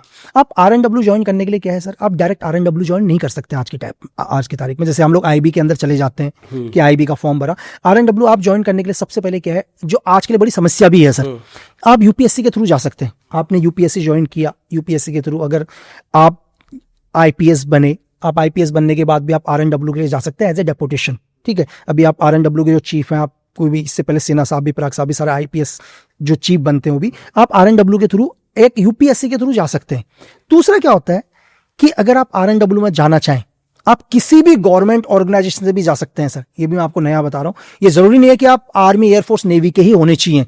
अगर आप आर्मी, एयरफोर्स, नेवी के हैं तब तो आप डेपुटेशन जा ही सकते हैं RNW के अंदर, क्योंकि आप ऑलरेडी ट्रेंड हैं। अगर आपको फील्ड में ऑपरेशन करना है तो आपके पास मिलिट्री ट्रेनिंग तो पहले से ही है, आपको थोड़ी इंटेलिजेंस की ट्रेनिंग्स या इन ट्रेनिंग या साइबर की ट्रेनिंग, ठीक है, और इन्फिल्ट्रेशन एक्सपेंट्रेशन की ट्रेनिंग आपको RNW देती है। तो इन 3 जगह से भी आप डेपुटेशन जा सकते हैं RNW के अंदर। इसके अलावा भी दुनिया के आप किसी भी ऑर्गेनाइजेशन में हो हिंदुस्तान के, चाहे आप बैंक के अंदर ही क्यों ना काम कर रहे हो, ठीक है, चाहे आप कुछ भी काम नहीं कर रहे हो, आप एक बहुत अच्छे कलाकार भी क्यों ना हो, लेकिन आपके अंदर एक ही चीज चाहिए सर, आप देशभक्त होने चाहिए सर। ओके। मतलब सीक्रेट सर्विस बोलती है, हमारी एजेंसी बोलती है कि मुझे नहीं चाहिए ब्रेव, मुझे ब्रेव की जरूरत ही नहीं है सर, ब्रेव तो हम बना देंगे आपको सर, बस हमारे को एक सच्चा इंसान चाहिए जो अपने देश से प्यार करे। आप रविंदर कौशिक सर से बड़ा उदाहरण कोई देख ही नहीं सकते सर, ब्लैक टाइगर सर, जिन्हें इंदिरा गांधी जी ने ब्लैक टाइगर का नाम दिया सर, क्या थे, एक थिएटर आर्टिस्ट थे ना सर। थिएटर आर्टिस्ट के बाद पाक जाने के बाद, एक आर्मी के अंदर कमीशन लेने के बाद, वहां की लॉ की डिग्री लेने के बाद, आर्मी कमीशन लेने के बाद, एक ब्रिगेड कमांडर की लड़की से शादी करने के बाद सर, इससे अच्छा तो उदाहरण ही नहीं ले सकते सर। अगर हमारी सीक्रेट सर्विस को लगता है कि आप सच्चे हो, इस देश से प्यार करते हो, आप एक बहुत अच्छे एक्टर भी हो, तो हम आपको बोलेंगे यार अपनी एक्टिंग देश के लिए दिखाओ ना यार, आप सच में अच्छे एक्टर हो ना, तो हम खुद आएंगे आपके पास और बोलेंगे यार ये एक्टिंग आप देश के लिए करो, ठीक है। अब आपकी जरूरत कहां पर है, आपकी जरूरत फलानी लोकेशन के अंदर है, फलाने रीजन में, फलाने स्टेट में, फलानी जगह पर आपको जाना है, लेकिन उसके लिए क्या है सर, उसके लिए हमें बिलीव तो हो आपके ऊपर, पता चले यार आपके ऊपर बिलीव करने के चक्कर में हमने अपने 10 एजेंट मारवा दिए यार, हमने अपने 20 एसेट खो दिए। तो सबसे बड़ी चीज दुनिया के अंदर क्या है सर, भरोसा। वो भरोसा हमें खुद आएगा आपके ऊपर, आप भरोसा नहीं दिला सकते। तो क्या रहते हैं वो टर्म्स, मतलब ऑब्वियसली कहने को तो हर कोई कहेगा मैं देशभक्त हूँ, बट वो टर्म्स, हाँ वो सर कुछ ऐसे, मैं वैसे ही समझा देता हूँ सर एग्जाम्पल के लिए, कि आप एक चीज ये बताइए, आपने अपने जीवन काल के अंदर अभी तक, टैक्स को चलो छोड़ देते हैं सर, मुझे नहीं पता कि आपने ईमानदारी से कितना टैक्स भरा, आप मुझे ये बताओ कि आपने पर्सनली इस देश की आर्मी, एयरफोर्स, नेवी, NGO या प्रधानमंत्री कोष में कब ये बोल दिया कि ये मेरी तरफ से इस देश के लिए डोनेट है सर? मैं आपसे क्वेश्चन पूछ रहा हूं, बाकी मैं ये नहीं बोल रहा कि आपने जाके भाई कारगिल वॉर लड़ा है या आप जाके ऑपरेशन करके आ रहे हो, आप एक हिंदुस्तानी हो ना, आपने इस बार बोल दिया यार कि सर मैंने दुनिया भर की पार्टी में पैसे खर्च कर रखे हैं, मैंने महंगा खाना खा के आया हूँ, फॉरेन का ट्रेवल करके आया हूँ, तो मैंने पैसे बहुत उड़ा रखे हैं, लेकिन मैं 51,000 रुपए या 11,000 रुपए प्रधानमंत्री कोष में देना चाहता हूं ताकि ये पैसा देश हित में लगे। मुझे ये जो भी लोग सुन रहे हो तो खुद से क्वेश्चन कर लें सर, उन्हें खुद समझ में आ जाएगा वो कितने बड़े देशभक्त हैं सर। सैलरी क्या होती है अगर आप स्ट्रक्चर नॉर्मल सर, जो सैलरी नॉर्मल है कोई स्पेशल सैलरी नहीं होती है सर, जो भारतीय गवर्नमेंट ने डिसाइड किया है वो, और अलाउंसेस हो जाते हैं उसके अलावा। जब भी मैं LOC क्रॉस करता हूं तो एक अलग से सैलरी हमारे को होती है, अच्छा। जैसे एक अलग से, चाहे $1,000 बोलो, $1,500 बोलो, वो एक अलग सैलरी होती है सर, उसको अनाउंसेस बोलते हैं। ये तो आप नॉर्थ ईस्ट भी चले जाओगे तो आपको एक CI अनाउंस मिलेगा, आप जम्मू चले जाओगे तो आपको एक सैलरी के अलावा एक अलग अनाउंस मिलेगा, आप लेह लद्दाख चले जाओगे, ग्लेशियर चले जाओगे तो अनाउंस एक अलग होता है, सैलरी तो एक ही होती है। अच्छा, आप रीजन में हो वहाँ के तो वो डिपेंड करता है आप कितने थ्रेट एरिया में हो, किस में हो, तो आपको एक अलग से सैलरी के साथ एक पैकेज दिया जाता है। बट ऐसा नहीं है कि आप चले गए तो आपकी सैलरी उसी दिन बढ़ गई, नहीं सर, आप गवर्नमेंट का काम कर रहे हो। ये आपके इस पूरे पीरियड के दौरान कभी ऐसा हुआ कि आपको बॉर्डर पार जाना पड़ा? नहीं, बहुत सारी चीजें रहे हैं सर। देखो, अगर आप सीक्रेट सर्विस से हो तो आप काम भी भारी करोगे ना सर, आपको तो काम हमेशा भारी करना पड़ेगा। बाहर भी मैं आपको सिंपल बता, आप 2 तरह से ही बाहर जा सकते हैं सर, एक आप डिप्लोमेसी के थ्रू जा सकते हैं, एक इन्फॉर्मेशन करके जा सकते हैं सर। बस 2 ही तरीके होते हैं किसी भी आदमी को बाहर भेजने के, ठीक है। लेकिन आप डिप्लोमेसी के थ्रू जा रहे हो तो फिर ऐसा है कि आप वहाँ पर ऑपरेशन करना बहुत मुश्किल है, क्योंकि आप जब भी एम्बेसी से निकलोगे तो डेफिनेटली उनकी एजेंसी के भी कंटिन्यू नजर होते हैं। सेम जैसे भी एक पाकिस्तान का छोटा सा आपने उदाहरण ज्योति मल्होत्रा के साथ देखा होगा, दानिश वाला, कि दानिश वाला डिप्लोमेसी में आया था और यहाँ एक अपना एसेट बनाने की कोशिश कर रहा था। तो अगर आपको ग्राउंड पर ऑपरेशन करना है, फील्ड पर ऑपरेशन करना है, तो आपको सेकंड वे चुनना पड़ेगा सर। अब उस देश में कैसे जाओगे वो एक अलग ही प्लान होते हैं, गवर्नमेंट के होते हैं, हर बार चेंज होते हैं सर। मुझे ये बताइए कि IB और रॉ में इंटरनल क्लैश होते हैं क्या? सर क्लैश तो सब में ही होंगे सर, क्लैश क्यों नहीं होती सर, ये तो 100% होंगे। हर आदमी चाहता है कि वो अच्छा काम करे, गवर्नमेंट उसकी सराहना ज्यादा करे, वो तो हर जगह है ना सर। IB भी चाहेगी कि यार मेरे से पहले RNW इन्फॉर्मेशन ना दे सके, क्योंकि ये मेरा एरिया, इंटरनल मेरा एरिया है, और अगर RNW की इन्फॉर्मेशन देती है कि बॉम्बे के अंदर एक ऐसा है, तो यार IB को क्या लगेगा कि गवर्नमेंट क्या बोलेगी, यार IB क्या कर रही है यार, एक एग्जांपल के लिए ना सर, क्योंकि हर आदमी चाहता है कि वो बेस्ट करे, तो इंटरनल क्लैश तो होते ही हैं सर। इसके लिए तो आप बहुत सारे उदाहरण दे सकते हैं सर, कि अगर आप फरीद तानाशाह और विक्की मल्होत्रा का एक इंसिडेंट देखें, ठीक है, जो हमारे एक बहुत सीनियर, मैं नाम भी नहीं बोलूंगा उनका, जिन्होंने एक ऑपरेशन लॉन्च किया था कि दाऊद को मारने के लिए, और वो अशोका होटल में बैठे हुए थे, और उसी होटल में उनके साथ विक्की मल्होत्रा और फरीद तानाशाह थे। तभी मुंबई पुलिस वहां पर गई सर, और मुंबई पुलिस ने उनको अरेस्ट कर लिया, जबकि चीफ ने बोला कि एक ऑपरेशन है करके, तो लेकिन उन्होंने नहीं माना, बोला ये तो वांटेड है। तो ये तो क्लैश ही है ना सर। लगता है आपको दाऊद है अभी भी? और सर तो देखो, ये तो आईएसआई को पता होगा सर, दाऊद है या नहीं है। आईएसआई के अलावा दुनिया में किसी को नहीं पता होगा दाऊद जिंदा है या नहीं। पर दाऊद अब हमारी प्रायोरिटी में है क्या देश की, कि अब उसको भूल गया है? नहीं भूल, हिंदुस्तान कभी भूलता नहीं है सर। ऐसी बात करो, भी लेके आया ना सर, यूएस से लेके आए ना एक सर। तो इंडिया कभी अपने एनिमी को नहीं भूलता सर, हिंदुस्तान कभी नहीं भूलता सर। ये जानना है कि मुझे कि आपकी जब एनएसजी में थे तो आपकी कभी मुलाकात संदीप उन्नीकृष्णन जी से हुई थी कि? नहीं, मेरे सीनियर थे सर वो। एक्चुअली क्या है, जब मैं एनएसजी डेपोटेशन गया तो उससे पहले वो शहीद हो गए थे सर, क्योंकि मेरा डेपोटेशन उनके बाद था। ओके। वो 51 इस पे एसएजी के थे, तो शायद ताज वाले ऑपरेशन में वो शहीद हुए थे। तो मेरा जो एनएसजी डेपोटेशन था वो 2010 में था सर। एनएसजी किस तरह के ऑपरेशंस के लिए ट्रेन रहती है? दोनों जल और जमीन और एयर दोनों के ऊपर सर, मतलब लैंड और स्काई दोनों, जिसके लिए 51 एसएजी एंटी टेररिस्ट जो बना हुआ है, 51 SAG special action group and 52 sky marshal, दोनों चीजों के लिए। तो इस देश की ट्रेनिंग भी अलग रहती है पूरी सर? नहीं, ट्रेनिंग कंप्लीट होती है, थोड़ा सा कोर्स अलग होता है सर। अच्छा। हम ट्रेनिंग साथ करते हैं हमेशा। थोड़ा सा क्या होता है, जैसे सपोज करो कि आप लोग कॉलेज जाते हो सर, आप स्कूल पढ़ते हो तो 12th तक तो साथ ही पढ़ते हो ना सर। 12th के मतलब शायद 10th तक साथ ही पढ़ते हैं। 10th के बाद कोई पीसीएम ले लेता है, कोई साइंस ले लेता है, कोई कॉमर्स ले लेता है, कोई आर्ट्स ले लेता है। तो वैसे ही ट्रेनिंग सब चलेगी। अगर आप 52 के अंदर जाओगे, आप 51 के अंदर जाओगे, आप SWS के अंदर जाओगे, ठीक है, तो आपको जो लास्ट की जो चीजें होती हैं वो आपको डिवाइड कर देती हैं, बाकी सेम चीजें होती हैं। ओके। बस माइनर चीजें चेंज। आपका एनएसजी से एसपीजी में जाना कैसे हो गया था? नहीं, एसपीजी में नहीं गया सर मैं। अच्छा, मैं एसपीजी के अंदर नहीं था। एसपीजी में ओनली पैरामिलिट्री फोर्सेस जाते हैं सर। एसपीजी के अंदर आपको सेना से नहीं मिलेंगे। एसपीजी ओनली सिक्योरिटी के लिए बनी है सर, पीएम सिक्योरिटी और गांधी परिवार के लिए बनी थी, तो एसपीजी नहीं। तो अच्छा, तो आपने कभी पीएम की सिक्योरिटी? नहीं, मैं मोदी साहब के साथ रहा सर, जब वो गुजरात के सीएम हुआ करते थे। एनएसजी कवर था उनको। अच्छा, एनएसजी तो आप एनएसजी के थ्रू? मैं एनएसजी के थ्रू उनके साथ, मोदी सर के साथ। तो सर ये जो एसपीजी की जो कवर वो रहती है, पूरी सिक्योरिटी रहती है, क्या इनके भी लेयर्स होते हैं कि? नहीं सर देखो, एक्चुअली क्या होता है, दुनिया का कोई भी XYZ 4 कैटेगरी में हमने अगर सिक्योरिटी को बांधा है, राइट, तो हर एक का अपना एक प्रोटोकॉल है सर, कि एक्स के अंदर क्या कैटेगरी होगी, वाई के अंदर क्या कैटेगरी होगी, जेड के अंदर क्या कैटेगरी होगी, जेड प्लस में क्या कैटेगरी होगी, जेड प्लस के बाद उसके बाद भी क्या जेड प्लस दिल्ली पुलिस का है, ये जेड प्लस पैरामिलिट्री फोर्सेस का CISF या ITBP का है, ये जेड प्लस SPG कवर है, ये जेड प्लस NSG कवर है। सबके अलग अलग कवरेज होते हैं सर। जेड प्लस में कोई किसी को CISF भी कवर कर रही होगी, किसी को ITBP भी कवर कर रही होगी, किसी को जेड प्लस को दिल्ली कवर भी कर रही, दिल्ली पुलिस भी कवर कर रही होगी, ठीक है, किसी को SPG भी कवर कर रही होगी सर जेड प्लस, किसी को NSG भी कवर कर रही होगी। तो सिक्योरिटी लेयर बहुत अलग अलग है। और ऐसा नहीं कि अगर SPG कवर कर रही है तो एक SPG का ओनली अपना एक एयर इनर सर्कल है, उससे पहले एक CPT अलग होगी, क्लोज प्रोटेक्शन टीम अलग होगी, उससे पहले दिल्ली पुलिस अलग होगी, उससे पहले पैरामिलिट्री फोर्सेस अलग होगी, उससे पहले लोकल इंटेलिजेंस यूनिट एक अलग होगी, उससे पहले IB एक अलग होगी, उससे पहले RNW का रिंग अलग होगा। बहुत सारे रिंग्स होते हैं सर। अगर आपको किसी भी जेड प्लस के मेन टारगेट तक पहुंचना है तो कम से कम आपको 8-9 रिंग तोड़ने पड़ेंगे sir. Is a long subject, मतलब एक लंबा।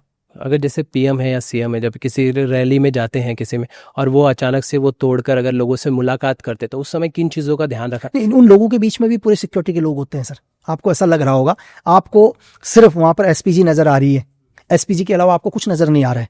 मैंने आपको कितने सिक्योरिटी रिंग बताया? 8-9 बता दिया। 8-9 रिंग, वो सारे के सारे रिंग्स होते हैं सर। अच्छा, पूरे? बिल्कुल। राजीव गांधी में क्या हो गया था सर? देखो, एक्चुअली क्या होता, राजीव गांधी के अंदर हमारी सीक्रेट सर्विस ने पहले बोल दिया था कि आप इसको अवॉइड करो, इस रैली को अवॉइड करने के लिए RNW ने पहले बोला था कि सर आपकी लाइफ को थ्रेट है, आपकी लाइफ को थ्रेट है, आप इसको नहीं करो। लेकिन इसके बावजूद भी सिक्योरिटी वायलेशन था राजीव गांधी जी की तरफ से सर।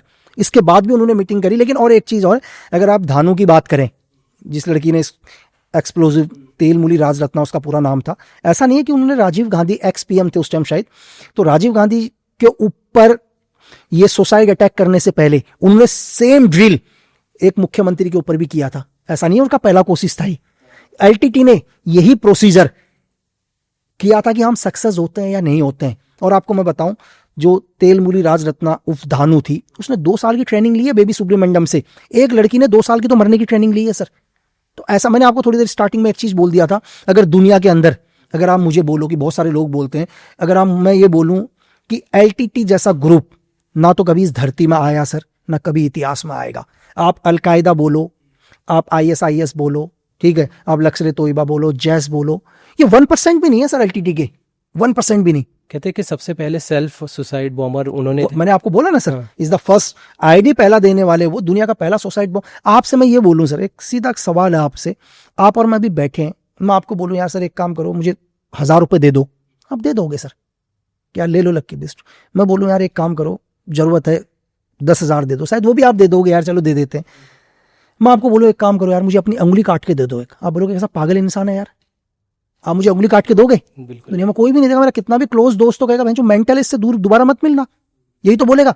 लेकिन कोई इंसान किसी को कहता है कि तुझे मरना है और 2 साल तक मरने की, वो मरने वाला डेंजर नहीं है सर, डेंजर है उसको तैयार कर रहा है जो, वो कितना खतरनाक होगा जो किसी इंसान को सुसाइड बॉम्ब बना रहा है, इसको एक आम इंसान इसकी कल्पना नहीं कर सकता सर। को अपना पहला रियल जो अपने स्नाइपर टारगेट किया था वो याद है आपका? पहला टास्क फर्स्ट तो सबको याद ही होता है सर दुनिया के अंदर, तो जो फर्स्ट अपना हिट था तो वो लाइव भी ग्राउंड के अंदर लाइव ही था, और पहले तो बिलीव भी नहीं हुआ कि अपना हिट लग भी गया उसको सर। मतलब इतनी जब पहला बुलेट फर्स्ट बुलेट चला तो स्नाइपर का दूसरा बुलेट की जरूरत ही नहीं होती कभी, तो चंद सेकंड का फर्क रहता है सर, 2 या 3 सेकंड का फर्क था। जिस मचान में वो बैठा हुआ था तो ऐसा लगा कि वो मचान के ऊपर ही है, और बड़ा फील हुआ यार कि गोली कैसे मिस हो गई करके। अच्छा, मिस हुआ था? नहीं लगा ऐसा, अच्छा। टारगेट गिरा नहीं एकदम से, ओके। जब चंद सेकंड के बाद गिरा तो बड़ा सुकून लगा कि यार गोली लगी है। ये ऑपरेशन इंडिया में था, बाहर था, बता अब ये तो बता नहीं पाएंगे सर कि मतलब ऑपरेशंस कहाँ पर होते हैं लाइफ में, कि कौन सी जगह पर होते हैं। अच्छा सर, मुझे ये जानना है कि जैसे कि अननोन गनमैन का जो एक अभी हम देख रहे हैं, जहाँ जैसे कि इंडिया के जो भी हिट लिस्ट में है वो हम देख रहे हैं कि पाकिस्तान में हो या फिर कनाडा में हो या दूसरी जगहों पे हो, नेपाल में हो, तो वो सारे हिट लिस्ट पे हैं, उनको अननोन गनमैन के थ्रू मारने की न्यूज़ आ रही है। क्या लगता है इसमें क्या रोल रहेगा? तो अच्छा है ना सर, देखो पहली चीज़ तो सबसे अच्छा है कि देखो जो भी मिलिटेंट है, जो भी टेररिस्ट है, एंटी एलिमेंट्स है, जो हमारे देश को थ्रेट पहुंचाता है सर, तो एक सीधा मैसेज है सर गवर्नमेंट का कि भाई तुम दुनिया के किसी भी कोने में रहोगे, किसी भी देश में रहोगे, तुम सेफ नहीं रहोगे अगर तुमने हिंदुस्तान को थ्रेट देने की कोशिश करी। आज की गवर्नमेंट ने एक चीज़ बोला है सर, बहुत सारे कम लोगों को पता होगा, हमारी अभी गवर्नमेंट बोलती है कि अगर आपने हिंदुस्तान को नुकसान पहुंचाया, हमारे इनोसेंट लोगों को नुकसान पहुंचाया, तो हम तुमसे एक वादा करते हैं कि तुम अपनी कुदरती मौत नहीं मरोगे सर। तो जो भी है चल रहे हैं, ऑपरेशंस चल रहे हैं, हर जगह चल रहे हैं। जहूर मिस्त्री से स्टार्ट हुआ, पाकिस्तान के अंदर बहुत सारे मिलिटेंट्स को किल किया गया, उसके बाद कनाडा वगैरह किया। लेकिन ठीक है सर, देखो एक मिलिटेंट जो होता है वो हमारा ही दुश्मन नहीं है सर। मैं ये भी नहीं बोलूंगा कि हिंदुस्तान ही कर रहा है, ठीक है, कि हमारे एजेंट कर रहे हैं। जो एक आतंकवादी होता है, आतंकवादी दुनिया के लिए आतंकवादी है सर। एक आतंकवादी का कोई धर्म नहीं होता, वो दुनिया के लिए आतंकवादी है, वो हर देश को नुकसान पहुंचाता है। तो एक आतंकवादी के सताए हुए हिंदुस्तान भी होता है, सताया हुआ इजराइल भी होता है, सताए दूसरे देश भी होते हैं, ठीक है। एक आतंकवादी सभी देश का दुश्मन होता है सर। हो सकता है कि कोई भी देश एक अननोन गनमैन या किसी भी देश के कंबाइन ऑपरेशन चल रहे हो, 2 सीक्रेट सर्विस एक साथ भी, देखो जब दुश्मन होते हैं तो 2 सीक्रेट एजेंसी एक साथ भी मिलकर काम करती हैं। अच्छा। और बिल्कुल अगर मेरा और आपका दुश्मन एक ही है तो क्या करेंगे सर हम लोग? तो थोड़ी देर के लिए तो मिल ही लेंगे ना, चाहे बाद में मैं आपको मार दूं, लेकिन पहले उसको तो मार लें। राइट, क्यों? करेक्ट है। ये मुझे ये जानना है कि जैसे कि ये जो अननोन गनमैन्स होते हैं, ये एजेंट ही होते हैं या दूसरे कोई ऐसे हो लोग होते हैं जिन्हें पैसे देकर या सारी चीज़ें की जाती है? देखो मैं आपको चीज़ें परफेक्ट तो मैं सिर्फ आपको समझाने की कोशिश करता हूँ। दुनिया के अंदर क्या होता है कि कभी भी, ये मैं उदाहरण बता रहा हूँ, हम हमारे देश को लेकर नहीं चलूंगा, मैं सीआईए का लेकर चलता हूँ। सीआईए क्या करता है? सीआईए को लगता है कि यार नहीं, पाकिस्तान में 2-3 लोगों को गिराना है। सीआईए क्या करेगा सर? आपको क्या लगता है, क्या उन 2-3 लोगों के लिए सीआईए अपना एजेंट की जान खतरे में डालेगा सर? जो उसकी इतनी मेहनत से बने हुए हैं, ठीक है, जो उसके देश के सबसे पावरफुल लोग हैं, जो उसके देश को सेफ रख रहे हैं, इन 2 कौड़ी के टेररिस्ट के लिए थोड़ी जान खतरे में डालेगा। अब उनको एक मिशन मिलेगा, एक टास्क मिलेगा कि जाके तुम्हें इन लोगों को क्या करना है, खत्म करना है। ये क्या है, यूएस के लिए सही नहीं है, ये लोग यूएस को नुकसान पहुंचा रहे हैं। सपोज करो उसमें से 2 उनके जो एजेंट हैं वो क्या करते हैं, अपने कॉन्टेक्ट स्टार्ट करते हैं पाकिस्तान में। क्या करते हैं? कॉन्टेक्ट स्टार्ट करते हैं। अब ऐसा नहीं है कि पाकिस्तान के अंदर हर आदमी पाकिस्तान से थोड़ा ना प्यार करता है सर। जैसे थोड़ी देर पहले मैंने आपको बोला कि हिंदुस्तान के अंदर भी यहाँ रह कर रह के बात वेस्ट की करते हैं, तो पाकिस्तान के अंदर बहुत सारे लोग हैं जो नफरत करते हैं पाकिस्तान से, वो किसी भी रीजन से नफरत करते हो सर। तो ये लोग क्या करते हैं, 100% चेक करते हैं कि वो आदमी काम का है नहीं है, टारगेट को किल कर पाएगा नहीं कर पाएगा। जब इनको लगता है कि यार नहीं, ये आदमी परफेक्ट है और ये टारगेट को किल करेगा, चाहे वो किसी के बदले में, चाहे वो डॉलर्स ले रहा हो या उसका कोई और वो कह रहा हो मुझे पाकिस्तान से बाहर निकल के सर एक काम कर दो, मैं इस आदमी को खत्म कर दूंगा, मुझे आप इंग्लैंड में सेटल करवा देना, दुबई में सेटल करवा देना, दुबई में कपड़े की दुकान खुलवा देना, ठीक है, या दुबई में एक बिरयानी की दुकान खुलवा देना, XYZ। तो ये बोलते हैं ठीक है भाई, दुबई के अंदर तेरे को हम एक बिरयानी की दुकान खुलवा देंगे, कुछ भी है, इंग्लैंड में तुझे सेटल करवा देंगे, तुझे आदमी को खत्म करना है, ठीक है। तो बोला ठीक है सर। और छोटी मोटी चीजें जो भी हल्की फुल्की ट्रेनिंग में उसकी है, हो सकता है कि यार वो आदमी उसने कट्टा ही चलाया है, उसने नॉर्मल पिस्टल ही चलाया है, उसको MP5 चलाना नहीं आता, तो ये लोग उसको ट्रेन भी कर देते हैं। ट्रेन कर दिया, उसको बना दिया। और देखो एजेंसी के पास तो इन्फॉर्मेशन पहले से ही है पूरी की पूरी कि कहाँ मूव कर रहा है, कहाँ CIA के पास। तो CIA उन लोगों को बोलते हैं कल उसका प्रोग्राम है, वो कल वहां से निकलेगा, तुम्हें शूट आउट करना है, शूट आउट। मैंने आपको छोटा सा तरीका बताया सर। आप हो, अजीत डोभाल सर हो या बिपिन रावत जी थे, आप सब तीनों लोगों में 2 चीज़ें कॉमन थी। उत्तराखंड से हैं सर। उत्तराखंड से हैं और अपार देशभक्ति भरी हुई है। क्या है ये उत्तराखंड की मिट्टी में, बताइए। जो ज़्यादातर देखते हैं कि वहाँ से ही सेना में भी लोग ज़्यादातर जाते हैं, देखा जाता है। सर देखो क्या होता है एक्चुअली, अगर मैं आपको ये बोलूं कि जब भी मुझे फक्र है कि सर मैं उत्तराखंड में पैदा हुआ हूँ, वैसे तो एक हिंदुस्तानी होने में सबको होता है, मैं उत्तराखंड से बिलोंग करते हैं सर। हमारे हर घर के अंदर आपको, हर दूसरे घर में आपको एक आदमी फौज में मिलेगा ही मिलेगा। आप एक गांव के अंदर चले जाओ सर, 10 दरवाजे खटखटाओ, उस 10 दरवाजे में से आपको 8 दरवाजे फौज के ही मिलेंगे सर। दूसरी चीज क्या, बचपन से सुनते हैं सर कि हमारे देश का सबसे बड़ा ब्रेवरी अवार्ड कौन सा है सर? परमवीर चक्र है ना सर। परमवीर चक्र सबसे बड़ा, पहला परमवीर चक्र सर कुमाऊं रेजिमेंट को, मेजर सोमनाथ सर को। जो जब पैदा हुए तो पहले लगा कि भाई इसी उत्तराखंड की धरती को, कुमाऊं रेजिमेंट को क्या है, पहला परमवीर चक्र मिला हुआ है सर। दुनिया का सबसे छोटी उम्र में, इस दुनिया के सबसे छोटी उम्र में महज 16 साल 3 महीने के अंदर इस वर्ल्ड का सबसे बड़ा अवार्ड विक्टोरिया क्रॉस उत्तराखंड के गब्बर सिंह नेगी को सर। तो क्या है, आप जिस माहौल में रहते हो ना सर, वैसे ही बन जाते हो। अगर बॉम्बे के अंदर एक बच्चा जो पैदा हुआ है वो एक फिल्मी परिवार में पैदा हुआ तो फिल्मी ही होगा सर। उसकी बातों में भी आपको फिल्मी नजर आएगा, चीजों में भी, उसकी चाल में भी फिल्मी नजर आ जाएगा वो, क्योंकि उसी माहौल में डाला हुआ है ना सर वो। तो आप जिस एटमॉस्फेयर में पैदा होते हो उसका असर आपके ऊपर आता है। तो कहीं ना कहीं जब आप देखते हो सर कि 15 अगस्त 26 जनवरी को आपके पड़ोसी के घर पर उन्हें दिल्ली बुलाया जा रहा है, उन्हें सम्मानित किया जा रहा है, देश के प्रधानमंत्री प्रेसिडेंट उनसे मिल रही है, तो इससे बड़ा फक्र क्या ले लो सर। दुनिया में कौन आदमी है जो हमेशा जिंदा रहेगा, मेरे को बताओ, है कोई आदमी जिंदा रहेगा सर? नाम हमेशा जिंदा रहता है सर, हमेशा। आप मर जाओगे सर 20, 15, 20, 25 साल के अंदर, दुनिया में सबने चला जाना है, लेकिन नाम हमेशा उनके लिए आपको याद रहेगा। आपको सीखना चाहिए इस देश के युवा को भगत सिंह जी से सर, महज 23 साल की उम्र में। और उससे भी बड़ी चीज, वो उस आजादी के लिए लड़ रहे हैं सर जो आजादी कभी नहीं देखेंगे। हम भी अगर दुनिया में कुछ करते हैं ना सर, आप भी अगर पिक्चर बना रहे हो तो देखते हो यार पिक्चर सक्सेस हो, बैंक बैलेंस आए, मेरी पिक्चर अवार्ड लेके आए, फिल्म फेयर अवार्ड लेके आए, फिर ज्यादा मैं ऑस्कर लेकर आऊं। आपने सपने पहले ही बुन लिए, तभी तो आप मेहनत कर रहे हो ना दिन रात।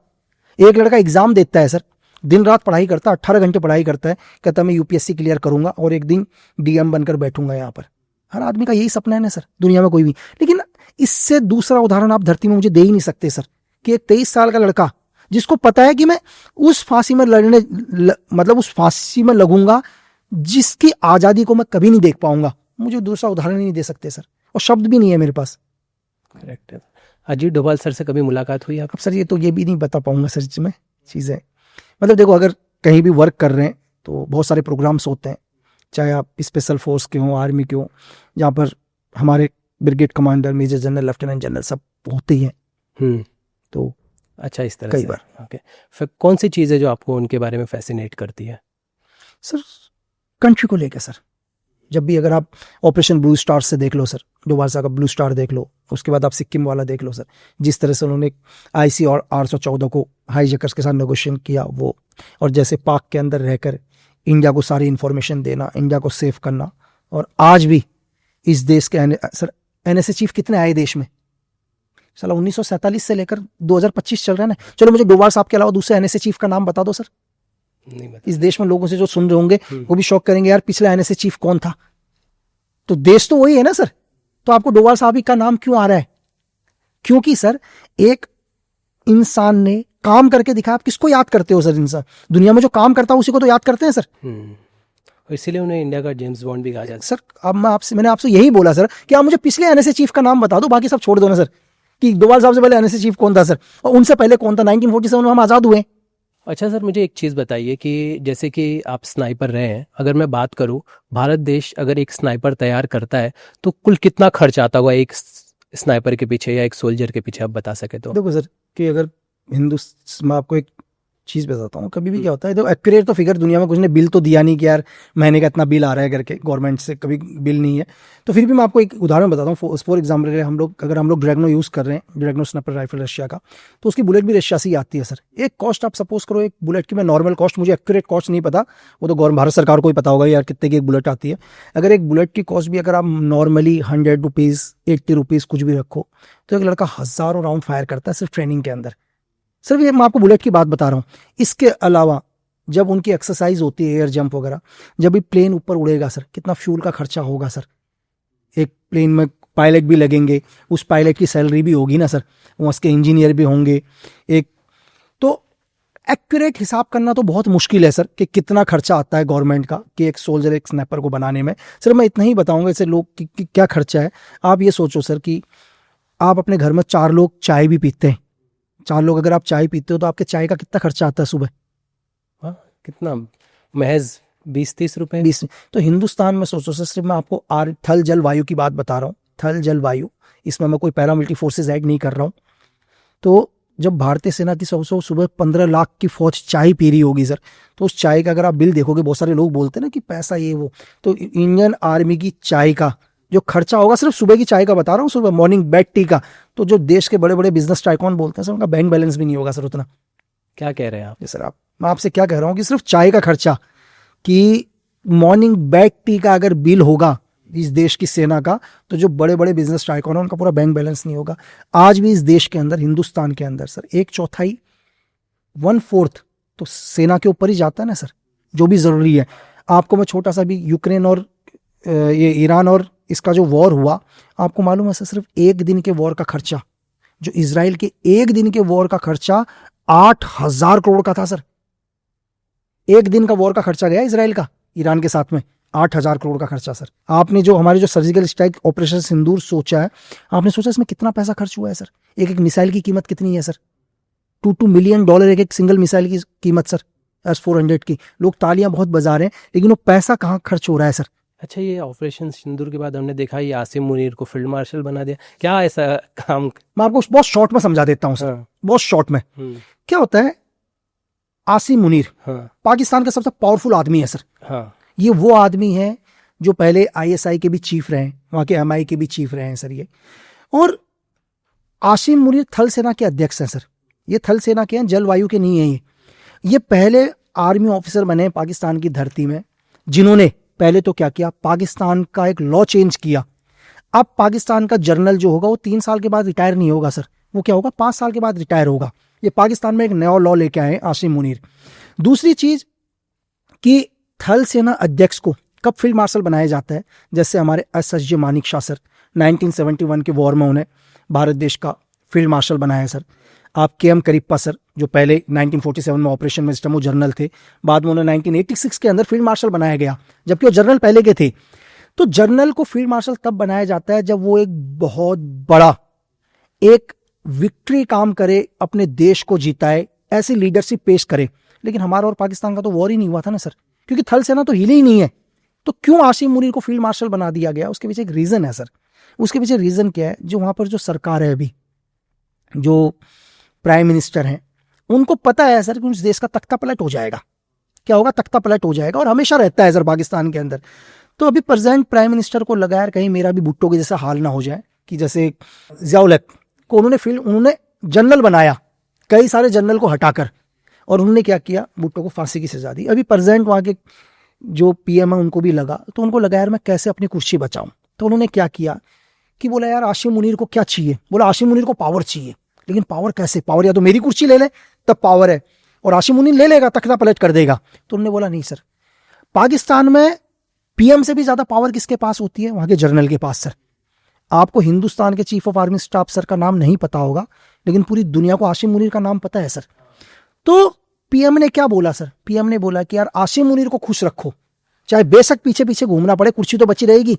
तो बोला सर आप आजीवन कभी फौज से रिटायर नहीं होंगे, आप हमेशा फौज का हिस्सा बने रहोगे, और आज तक आप अपनी गाड़ी में 4 स्टार लेके चल रहे हो क्योंकि आप पाकिस्तान आर्मी के जनरल हो, अब आप अपनी गाड़ी में 5 स्टार लेके चलोगे, आपको फील्ड मार्शल बना दिया जाता है। अब फील्ड मार्शल बन गए तो आप क्या, आसिम मुनीर आजीवन कभी रिटायर नहीं होंगे सर, वो हमेशा क्या रहेंगे, फौज का हिस्सा रहेंगे, वो हमेशा फौज की वर्दी पहनेंगे। तो एक जब आसिम मुनीर ऑलरेडी पूरे जीवन भर के लिए पाकिस्तान के सबसे पावरफुल आदमी बन गए, तो आप उसको क्या पीएम की कुर्सी, क्या प्रेसिडेंट की कुर्सी, सर खत्म हो गए ना। उसको पता है कि पूरी आर्मी का कंट्रोल तो मेरे पास ही है भाई। तो अपनी कुर्सी को सेव करने के लिए पीएम ने क्या किया, उसको फील्ड मार्शल बना दिया गया कि आगे चलकर ना तो तख्ता पलट हो, ना हम जैसे लोगों को फांसी में चढ़ाया जाए सर। मेन रीजन ये था, उसको खुश रखने के लिए, अपनी कुर्सी बचाने के लिए उन्हें फील्ड मार्शल बनाया सर। इंडियन जवान है, पाकिस्तानी ऑफिसर्स हैं, और अगर अमेरिकन टेक्निक्स अगर ये मिल जाए तो सबसे डेडली कॉम्बिनेशन। सर मैं पाकिस्तान के ऑफिसर्स को, मेरा कहने का मतलब है कि अगर मुझसे पूछो, मैं ये नहीं बोल रहा हूं कि क्वालिफाई, मतलब वो इतने वो हैं सर कि अपनी चीजों के लिए, खुद के लिए वो किसी भी हद तक जा सकते हैं। मेरा कहने का मतलब है, लोग बहुत कंफ्यूज होंगे शायद, मैं उसमें सिर्फ एक ही चीज लाइन से बोला कि पाकिस्तानी ऑफिसर, इंडियन सोल्जर और दुनिया के अंदर सबसे पावरफुल। एक एग्जांपल बताता हूं, परवेज मुशर्रफ ने सिर्फ अपने आप को प्रेसिडेंट बनाने के चक्कर में कारगिल वॉर करा दिया सर। मतलब कैसे, जब हिंदुस्तान और पाकिस्तान का कारगिल वॉर हुआ तो पावर किसके पास आई, आर्मी के पास आई, पूरी की पूरी पावर आर्मी को मिल गई ना सर। तो परवेज मुशर्रफ के पास भी पूरी पावर आई, उन्होंने तख्ता पलट किया। तो पाकिस्तान के ऑफिसर, मेरा कहने का मतलब है कि वो दुनिया के अंदर वो किसी भी हद तक जा सकते हैं सर, किसी भी हद तक। उन्हें कोई फर्क नहीं पड़ता उनका पीएम क्या चाह रहा है, उनका प्रेसिडेंट क्या चाह रहा है, कोई फर्क नहीं पड़ता। अगर वहां के ऑफिसर ने सोच लिया ये करना है तो वो किसी भी हद तक चला जाएगा सर उसके लिए। आप सोचो, सेम जो पहलगाम अटैक है, आसिम मुनीर, लास्ट में फायदा किसको हुआ सर? फायदा आज दुनिया के अंदर देखो तो फायदा सिर्फ एक ही आदमी को हुआ है सर, आसिम मुनीर को हुआ है। आसिम मुनीर फील्ड मार्शल बन गया सर। एक पहलगाम अटैक से आसिम मुनीर फील्ड मार्शल बना। बहुत सारे आतंकवादी मारे गए जो मरने थे, हो सकता है पाकिस्तान के कई सोल्जर भी शहीद हुए होंगे। मैं ये मानता हूं कि यार चलो पाकिस्तान के, देखो हमेशा ऑपरेशन या वॉर सिचुएशन में इनोसेंट भी मरते हैं, कुछ इनोसेंट भी मरे होंगे, लेकिन फायदा सिर्फ एक आदमी का हुआ, वो हुआ आसिम मुनीर का सर। तो एक पाकिस्तानी ऑफिसर अपने फायदे के लिए किसी भी हद तक जा सकता है सर। बेसिकली कहने का मतलब ये था सर, कैसे कहने का मतलब ये है कि वो किसी भी हद तक चला जाएगा अपने फायदे। हाँ, अपने फायदे के लिए सर, अपने फायदे के लिए। हमारे जो ऑफिसर्स हैं या दुनिया के कोई भी ऑफिसर्स हैं, हम लोग हमेशा आर्मी रूल्स के हिसाब से चलते हैं सर, ठीक है। हमारा डिफेंस लॉ चलता है, आर्मी रूल्स चलते हैं। तो पाकिस्तान का वो कोई सिस्टम नहीं सर।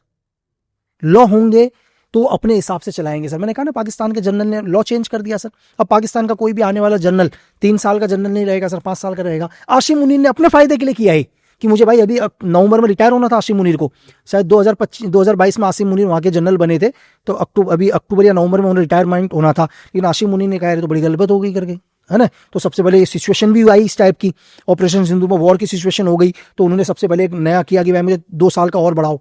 अब 2 साल का और बढ़ाओ तो ये हाथों हाथ तो हो नहीं सकता। इसके लिए क्या होगा, उनके संसद में बिल पेश होगा, सुप्रीम कोर्ट के भी ऑर्डर्स लगेंगे, तो 2 साल बढ़ गए। अब 2 साल बढ़ गए तो ऑपरेशन शांत हो गया। लेकिन मैंने जैसा बोला कि पीएम को फिर भी था कि भाई तख्ता तो तब भी पलट होगा, तख्ता पलट होगा मैं मरूंगा। और आप बातचीत के दौरान बता रहे थे कि अली कोहेन की बात कर रहे थे आप मोसाद, क्यों आपने कहा आप मुलाकात कभी गए आप उस दौरान की, जैसे कि उनके एरियाज में गए हो या? सर देखो कि जो भी इजराइल वगैरह ट्रेनिंग करता है, वो एक बार कोशिश करता है कि उनके घर को जाकर देखे। तो अगर आप देखो, उनका एक छोटा सा करियर रहा है उनका, शायद 1961 या 60 में उन्होंने मोसाद ज्वाइन करी और 1966 में उन्हें हैंग कर दिया गया सर। लेकिन जो उन्होंने, मैं मेरा पर्सनल एक्सपीरियंस है, मैं एक बोलूँ कि मैंने हिस्ट्री में आज तक उनसे बड़ा स्पाई कभी नहीं देखा सर, कि जिन्होंने विदिन सिर्फ 5 साल की सर्विस में महज कि किसी दूसरे देश के अंदर जाके, सीरिया के अंदर जाके वहाँ की गवर्नमेंट को चेंज कर देना सर। और मैं आपको ये बता रहा हूँ, अगर केजीपी उन्हें ट्रैक नहीं करती तो शायद वो 2-3 दिन के बाद वहाँ के डिफेंस मिनिस्टर भी बनने वाले थे सर। तो एक ऐसा एजेंट, अगर आज आपको मैं बोलूँ कि आप ऐसे कौन से स्टेट से बिलोंग करते हैं सर? मैं यूपी से। अगर आप यूपी से हैं, मैं आपको बोलूँ एक काम करो कि केरल में जाके प्रधानी का इलेक्शन लड़ लो, तो आप जीत जाओगे सर? बिल्कुल भी नहीं। आप तो अपने देश के अंदर ही हो ना सर, आप तो हिंदुस्तान में ही हो, तो आपके लिए कितना मुश्किल है कि यूपी से एक सबसे छोटा सा प्रधान से छोटा कोई इलेक्शन नहीं होता। आप करो प्रधान का इलेक्शन भी आपके लिए मुश्किल है केरल के अंदर। लेकिन एक आदमी जो अपने दुश्मन देश के अंदर जाता है सर, जो इजराइल से निकल के जो सीरिया पहुंचते हैं, जो खुद सिर्फ 5 साल के अंदर वहां के प्रेसिडेंट को चेंज करके एक दूसरा प्रेसिडेंट बना देते हैं और खुद डिफेंस मिनिस्टर बनने वाले थे, तो सर मैं कह रहा हूँ कि हजारों सालों में बहुत कम होते हैं ऐसे लोग। सर प्रधानी का इलेक्शन तो हम अपने गांव में नहीं जीत सकते। तो फिर आप ये सोचो ना सर, तो उस आदमी का आप IQ सोचो, देशभक्ति सोचो, और दूसरी चीज सर, अगर आप उनके बारे में पता करोगे तो उनका जो कवर था वो एक बिजनेस टाइकॉन का कवर था। हमेशा एक कवर होता है किसी भी एजेंट का, कि वो कभी भी किसी कंट्री के अंदर घुसता तो हमेशा कवर लेके चलते हैं हम लोग। अब ऐसा तो नहीं है कि चलो अब तो मैं रिवील हो गया हूँ, अगर जो भी एजेंट होंगे कोई ना कोई तो कवर होगा ही ना सर। तो एक बिजनेस टाइकॉन का कवर था उनका, और उनका बहुत पैसा था सर। देखो, जब बिजनेस टाइकॉन का मोसाद ने, जब इजराइल ने एक बिजनेस टाइकॉन का कवर दिया तो पैसा तो अनगिनत था सर। तो लेकिन उनके घर की कंडीशन ये थी कि उनकी वाइफ चाहती थी, उन्होंने वादा किया था कि मैं तुझे सिलाई मशीन दूंगा सर। और पता है, जब वो जेल में थे ना सर, जब उन्हें हैंग कर रहे थे, तो उन्होंने मोसाद को बोला कि मेरी वाइफ को एक सिलाई मशीन दे देना करके। तो एक ईमानदारी देख रहे हो सर आज आप, कि एक आदमी जिसके पास करोड़ों का पैसा है, मोसाद जिससे कोई बजट नहीं पूछेगा, कभी हिसाब नहीं पूछेगा, लेकिन वो फिर भी आदमी अपने घर पर उस पैसे की कमाई को बोला नहीं, ये मेरे देश का पैसा है, ये मेरे देश के लिए यूज होगा, ये मेरे पर्सनल यूज नहीं होगा सर। तो फिर यार वो देश तो पावरफुल ही होंगे ना सर, जिस देश में ऐसे सोल्जर होंगे। अच्छा सर, आपने एक बात कही कि मेरी आइडेंटिटी रिवील हो गई। नॉर्मली हम देखते हैं कि रॉ के एजेंट और जिस तरह के ये सामने नहीं आते, आप सामने आए, क्या वजह रही? क्या आपको लगा कि मुझे आना चाहिए, या आप क्या सोच थी, अगर आप बता पाए तो? नहीं सर, नहीं, ये सवाल आपने मुझसे पूछा सर, ये अगर देखो, मेरे से ज़्यादा इसका जवाब देगी यूपीए गवर्नमेंट सर। कभी आप सोनिया गांधी का आपको इंटरव्यू लेने को तो उनसे बोलो ना सर। जब मैं जेल के अंदर गया तो उन्होंने क्यों दुनिया भर के मीडियाओं में मेरे बारे में बताया सर? मैं थोड़ा ना कह रहा हूँ सर, आप उस टाइम के न्यूज़पेपर उठाकर देखो ना सर। कोई ये बोल रहे हैं कि ये क्या कहते हैं NSG 51 का है, कोई बोलता नहीं RNW का बंदा है, कोई बोलता है कोड लीमा है। ये तो उस टाइम के गवर्नमेंट से पूछना चाहिए सर, जिन्होंने मेरे ऊपर केस लगा। केस तो यार अभी तो मैं अंडर ट्रायल हूँ ना सर, अंडर ट्रायल हूँ, तो भाई मेरे ऊपर सिर्फ आरोप लगे, सिद्ध नहीं हुए सर। लेकिन आपने तो मेरी पूरी आइडेंटिटी रिवील कर दी दुनिया में। इससे पहले मैं आपको ये बता रहा हूँ कि शायद 5 सितंबर 2011 से पहले मुझे मेरा पड़ोसी भी नहीं जानता था सर। अगर मेरा घर है ना, मेरे घर के 3 मकान छोड़ दो सर, 3 मकान छोड़ने के बाद चौथे मकान को दिखा दो, वो मेरी शक्ल नहीं जानता होगा मैं इस घर में रहता हूँ सर। उन लोगों को मेरी शक्ल नहीं पता थी। ठीक है सर, आपने कहा था कि आप किसी पे भरोसा नहीं करते, लेकिन आजकल आपके साथ एक और नाम जोड़ा जा रहा है जिसे हमारी रिसर्च टीम ने ढूंढा है। बताइए कौन है, क्या है, तो आप उनके साथ रिलेशन। मैडम प्लीज़ आप आइए हमारे सामने। सो लकी जी, बताइए कौन है? सर पहले तो प्रोड्यूसर ही बोलेंगे, उसके अलावा दोस्त, क्योंकि प्रोड्यूसर मैंने जैसे बोला यार वो ज़रूरी है सर, क्योंकि देखो काम करना है, और अगर प्रोड्यूसर की तरफ से पैसे आएंगे तभी आगे काम कर पाऊंगा, और मुंबई में रहना भी है, घर भी देखना है। तो इस दफ़ा एज ए प्रोड्यूसर हैं सौम्या मैम, और इनके लिए मैं कुछ फिल्म वेब सीरीज़ लिखी हैं और बहुत जल्दी प्रोड्यूस कर रही हैं, और मैम का जैसे चैनल जिसके लिए मैं होस्ट करता हूँ सर। ओके सौम्या जी, आप बताइए कैसे मुलाकात हुई आपकी लकी जी से, और कैसे आप लोगों ने इस जॉइंट वेंचर को कहा कि इसके साथ आगे चलना है? तो मेरी लकी सर से मुलाकात हुई थी राइटिंग के दौरान। एक्चुअली मैं पहले एक्टिंग करती थी, ओके। और फिर मैंने सोचा क्यों ना एज एन एक्टर आपको स्क्रिप्ट का सेंस होना बहुत ज़रूरी है। तो कुछ ग्रुप था, उस दौरान मुझे किसी ने रिकमेंड किया कि मतलब लकी सर हैं, वो आर्मी बैकग्राउंड से, और उनकी बहुत अच्छी स्टोरीज़ हैं। तो उस ग्रुप में मैं शामिल हुई, और फिर हम राइटिंग में बाहर लिखने गए। तो 8-10 लोग थे सभी टीम में, तो मैं उस टाइम असिस्ट कर रही थी। और फिर मैंने जैसे ही लकी सर की स्टोरीज़ देखी और उनको लिखते वक्त जब मैंने पढ़ा, तो मुझे लगा कि ये तो बहुत ही टेक्निकल और बहुत ही डीप स्टोरीज़ हैं, जो कि थ्रिलर हैं और आर्मी बेस्ड हैं, और सस्पेंस बहुत ज़्यादा है। तो मुझे लगा कि ये स्टोरीज़ तो आनी चाहिए। जो मैंने लास्ट फिल्म देखी थी जब मैं बहुत छोटी थी, बॉर्डर मैंने देखी थी, ओके। और वो मेरी फेवरेट फिल्म हुआ करती थी। और क्योंकि मेरे फैमिली में मेरे फादर भी पुलिस से हैं, पहले वो BSF में थे। कहाँ से हैं आप वैसे? मैं यूपी से हूँ, और मेरी पढ़ाई जो है वो MP से हुई है। ओके जी।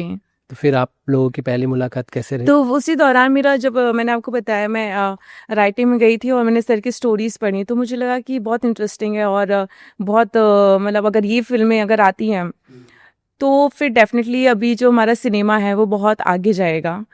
और क्योंकि आज की जो जनरेशन है वो ज़्यादातर देखते हैं कि वो बाहर की फिल्में बहुत देख रहे हैं, आप अमेरिका देख लो या फिर जो भी फॉरेन फिल्में हैं वो बहुत अच्छी थ्रिलर में जा रही हैं, बट हमारे इंडिया में अभी कुछ ही फिल्में हैं जो उस चीज़ को अचीव कर पा रही हैं। तो मैंने जैसी सर की स्टोरीज़ पढ़ी, 2-3 फिल्में मैंने देखी, बहुत अच्छी थी। तो मैंने कहा कि क्यों ना हम साथ में मिलके कुछ ऐसा प्रोजेक्ट करते हैं, क्योंकि मैं एक्टिंग करती थी, मॉडलिंग करती थी, तो मेरे पास कुछ छोटा मोटा फंड था।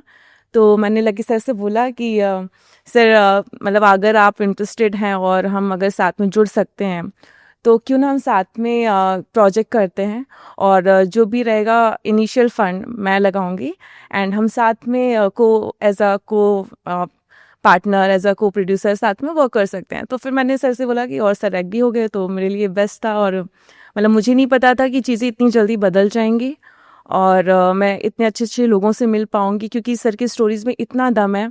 जिस दिन वो आएंगी मैं मतलब श्योरिटी है कि ये चीज़ें तो बूम करेंगे ही करेंगे। या वैसे तो आप भरोसा करते हैं। अरे सर देखो कैसे सर, आया नहीं भरोसा, नहीं ये एक्चुअली क्या है बताइए। सर, जैसे मैम के साथ थे राइटिंग हाँ। टीम में, हम लोग क्या होता है पिच करते ही हैं सर अपने सब्जेक्ट, हम्म। और भी जगह से और भी प्रोड्यूसर को चीज़ें करना। तो मैम ने देखा यार पिच करने जा रहे हैं, तो मैम ने बोला यार कि ठीक है तुम्हारी सब्जेक्ट मेरे को दे दो। मैंने कहा भाई तुम मेरे को साइन कर लो यार, मेरी तरफ से मेरे को कोई भी कर ले साइन। तो बोले हाँ, बोले साइन करना। मैंने कहा साइन तो करना ही पड़ेगा ना। तो मैम ने बोला ठीक है यार मेरे पास इतना फंड है। मैंने कहा तो ठीक है आप एक टाइमिंग कर लेते हैं, इस टाइमिंग के अंदर इतने टाइम तक आपके पास सब्जेक्ट रहेंगे, आप इस सब्जेक्ट का मुझे एक साइनिंग अमाउंट दे दो। तो मैम के पास जो भी फंड था, मैम ने मेरे 3 सब्जेक्ट लिए सर, साइन किया, और साइन करने के बाद उन्हीं में से एक सब्जेक्ट हमने अब्बास सर को नरेट किया। मतलब बहुत अच्छा लगा एज अ क्राइम थ्रिलर। तो कुछ बड़े एक्टर को अब्बास सर ने पिच किया है, और आई थिंक मैंने 2 महीने अब्बास सर जी हैं और सुनील वाधवा सर हैं, हम उनके साथ में एक फिल्म है जो प्रोड्यूस कर रही हूँ मैं साथ में।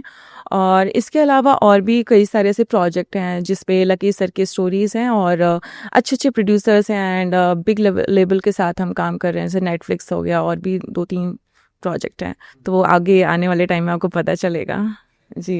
मुझे जानना कि ये इस सब के बीच में ये अनकट यूट्यूब पॉडकास्ट का क्या कॉन्सेप्ट, ये किसका आया, कहाँ से माइंड चला, किसने ये आइडिया दिया था आप दोनों में? ओके, तो ये एक्चुअली क्या है कि मैंने फिल्म के साथ साथ और भी मैंने सोचा कि साइड में वेंचर्स स्टार्ट करते हैं, क्योंकि आपको अगर मुंबई में रहना है तो आपको सर्वाइवल के लिए मल्टीपल ऐसे लाइक प्रोजेक्ट्स या कुछ ऐसी चीज़ें करनी पड़ेंगी जिससे आपकी इनकम बनी रहे और आपके अंदर एक मोटिवेशन बना रहे काम करने के लिए।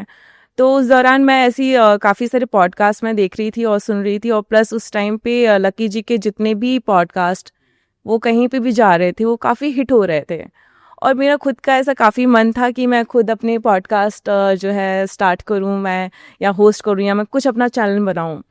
तो उस दौरान क्या हुआ कि लकी सर को देख करके मुझे ऐसा लगा कि नहीं, हमको साथ में ये प्रोजेक्ट भी हमें साथ में करना चाहिए, और डेफिनेटली इसमें हमको अच्छा रिस्पॉन्स मिलेगा। तो मैंने कहा कि और वैसे भी क्या हो रहा है कि अभी पॉडकास्ट इतने ज़्यादा हो गए कि आपको क्यों इम्पोर्टेंस देंगे या लोग आपको क्यों देखेंगे। सही बात है। तो फिर मैंने सोचा कि क्यों ना कुछ ऐसा लेकर के आए जिसमें कुछ अनफिल्टर्ड हो, क्योंकि मैं भी कई बार अपने आप को जब देखती हूँ तो मुझसे बहुत चीज़ें ऐसे बना करके नहीं बोली जाती हैं, जो होता है वो रियल। तो मैं जितने भी रियलिटी शोज़ देखती हूँ उसमें कुछ भी रियल नहीं है।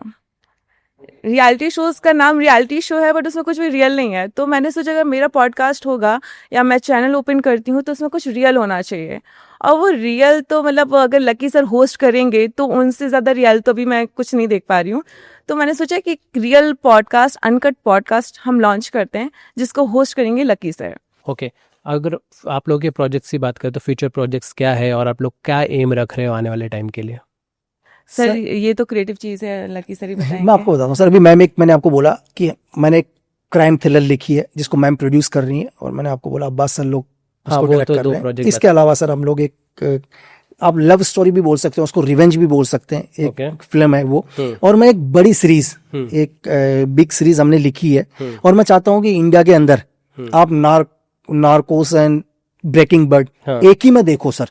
अच्छा। हमने एक सीरीज लिखी है, मैंने उसको हमने एक्सेल में भी मैंने उसको सुना है, एक्सेल ने भी बोला इसको बहुत बड़ी पिक्चर है करके, is a big web series. Okay. तो अभी जस्ट मैं इंडिया का पहला बॉम्ब, फर्स्ट बॉम्ब की सीरीज, आज तक शायद लॉक एंड हार्ट है, हार्ट एंड लॉक है, वर्ल्ड में एक ही बनी है बॉम्ब के ऊपर, आर्ट लॉकर एक ही बनी है। तो मैं नेटफ्लिक्स पर है शायद, जस्ट नेटफ्लिक्स को OTT नेटफ्लिक्स लेके आएगा। मैंने पहले बॉम्ब की सीरीज भी हम लोग कर रहे हैं सर, और इंडिया में पहला स्नैपर बनना चाहिए, पहला स्नैपर भी हमने लिखा है। तो विद इन 8-9 प्रोजेक्ट पर चीजें हैं ये चीज चली अच्छा, नहीं सर। सर आपका एक प्रोजेक्ट है गब्बर सिंह नेगी पे भी, वो गब्बर सिंह नेगी पर सर मैं उसके राइट्स लेके आ गया था बहुत पहले ही। तो जब मैं यहाँ आया उससे पहले मैं इसके राइट्स लेके आ चुका हूँ सर। मैं बॉम्बे काम करने भी नहीं आया था, तो मैं उसकी फैमिली के पास गया था और उनकी फैमिली से मैं राइट्स लेके आया था, क्योंकि मुझे लगता था, मैंने कहा ना कि एक 16 साल का बच्चा जिसको दुनिया के सबसे बड़े ग्लैंटी अवार्ड मिला है, मतलब आप समझ रहे हैं सर कि 16 साल की एज, मतलब आप सोच भी नहीं सकते 16 साल में कि उसने मजबूर कर दिया सर ब्रिटेन को कि ब्रिटेन उसे दुनिया का सबसे बड़ा ग्लैंटी अवार्ड दे और विक्टोरिया क्रॉस मिला। तो मैं कहता हूं उस बच्चे की कहानी दुनिया के सामने आनी चाहिए, तो उसके राइट्स भी हमारे पास हैं सर। अच्छा, ये जो फिल्मों में एक था टाइगर की बात करें या जवान पठान में जिस तरह के स्पाई दिखाया जाता है, क्या रियल में ऐसी चीजें होती हैं? अरे सर ये तो जिन्होंने बनाई उन्हीं को पता होगा सर, यानी जो जिन्होंने बनाई या जिसने लिखा वो मुझसे ज्यादा जानते होंगे, शायद मिल के आए होंगे सर कि ऐसी चीजें होती है। तो शायद अगर एक ही आदमी ये सब कुछ काम कर देता तो इतनी बड़ी एजेंसी की जरूरत ही नहीं थी ना सर। फिर तो एक ही आदमी जाता और सब कुछ करके आ जाता सर। अच्छा, जो ये इंडियन स्पाई और पाकिस्तानी स्पाई का प्यार हो जाता है, अगर रियल में ऐसा हो जाए तो गोली मार देंगे सर। अगर मुझे किसी पाकिस्तानी एजेंट से प्यार हो जाए तो सबसे पहले मेरी एजेंसी मुझे शूट आउट करेगी सर, क्या और बात? करना भी चाहिए सर। अच्छा, कैसी बात कर रहे हो सर? फिर लक्की बिस्ट वैल्यू नहीं रखता है ना सर। हम्म। फिर मेरे पीछे देश है सर, मेरे पीछे मेरा ऑर्गेनाइजेशन है। क्या एक लड़की के चक्कर में सर मैं अपने देश को खत्म करूंगा सर? क्या मेरे लिए प्यार ज्यादा इंपॉर्टेंट हो गया सर? ये तो पिक्चरों में अच्छा लगता है ना सर। वो तो आपने कहा कि कोई मिशन के लिए जैसे कि साथ में काम कर लेते हैं जिसमें दोनों का फायदा हो, तो फिर प्यार क्यों होगा सर जी? आप मिशन कर रहे हो ना सर। जब आप मिशन कर रहे हो तो प्यार के लिए तो टाइम ही नहीं होगा।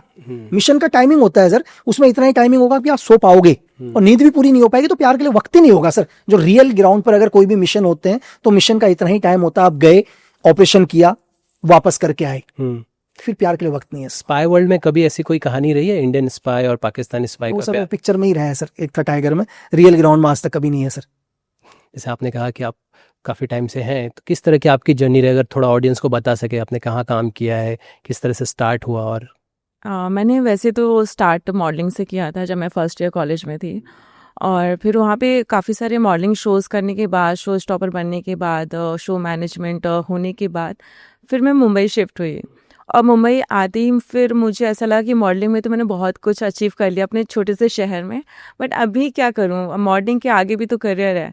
तो फिर मैंने एक्टिंग सीखा। एक्टिंग मतलब पहले तो नहीं सीखी, लेकिन जब मुझे रियलाइज़ हुआ कैमरे के सामने जाने में कैसे आपको कैरेक्टर को पकड़ना है और कैसे आपको डायलॉग डिलीवरी कैसे होगी, तो फिर मैंने थिएटर क्लासेस शुरू की। और उस दौरान मैंने रक्षाबंधन, जो मेरी फर्स्ट फिल्म थी बॉलीवुड की, अक्षय सर के साथ काम करने का मौका मिला, और वो मेरे लिए बहुत ही टर्निंग पॉइंट रहा, क्योंकि उनसे मतलब आप बहुत छोटे से शहर से हो और उनको टीवी में देख रहे हो, और आप अचानक से मतलब मुंबई आते हो, और फिर वहाँ पे आपको काम करने का मौका, अक्षय सर जैसे स्टार्स के साथ काम करने का मौका मिलता है, तो एक अपने आप में ऐसा लगता है कि नहीं तुम कुछ कर सकते हो। तो मोटिवेशन कहीं और से नहीं, आपको अपने अंदर से ऐसे लेनी पड़ती है। फिर मैंने ब्रीथ वेब सीरीज़ की, जिसमें मैंने एक रिपोर्टर का रोल किया था। अपोजिट मैं अभिषेक बच्चन सर के साथ थी। और फिर मैंने डेब्यू जो है मेरी साउथ फिल्म से किया, तो जिसमें मैंने lead film as a lead मैंने वहाँ पर अपना कैरेक्टर निभाया। फिल्म का नाम क्या बता सकते हैं? इट्स अ प्रेमा गीमा थस्सा दिया। ओके। तो मतलब ये मेरी फर्स्ट डेब्यू फिल्म थी। हमने एक वीडियो देखा था जहाँ पे आप कहते हो कि आप एक स्टार के पास जाते हो और वो आपको स्क्रिप्ट चेंज करने को कहता है, तो ऐसे लोगों से जो मुलाकात हो रही है सर देखो, कैसे टैकल? तो मैं शायद ही कोई रहा होगा, कोई प्रोडक्शन हाउस, कोई डायरेक्टर जिनके साथ नहीं मिला सर। ऑलरेडी हमारा, मैंने आपको बोला कि 8 प्रोजेक्ट वैसे ही लॉक है। क्या होता है सर, देखो कि गया में एक अपने अच्छे मित्र भी हैं, वो बढ़िया मित्र भी है। तो यार देखो, हर आदमी यहाँ क्या है इंडस्ट्री के अंदर, यहाँ इंडस्ट्री की मैं आपको सही रियलिटी बताता हूँ सर, कि हर आदमी चाहता है उसको स्क्रीन टाइम उसी को मिले। अगर यहाँ 2 स्टार भी होंगे ना सर, 2 सगे भाई भी होंगे, तो एक भाई चाहेगा भाई मैं ही हीरो दिखूं। ये इंडस्ट्री वैसी है सर। तो सेम एक स्टार को मैंने कहानी सुनाई, बहुत ही बढ़िया लगी उसको, जबकि मैं चाह रहा था उनको कि एक नेगेटिव कैरेक्टर में डालना बड़े स्टार को। तो बोले यार आए, बोले लक्की यार एक काम कर दे, कहानी बहुत अच्छी है।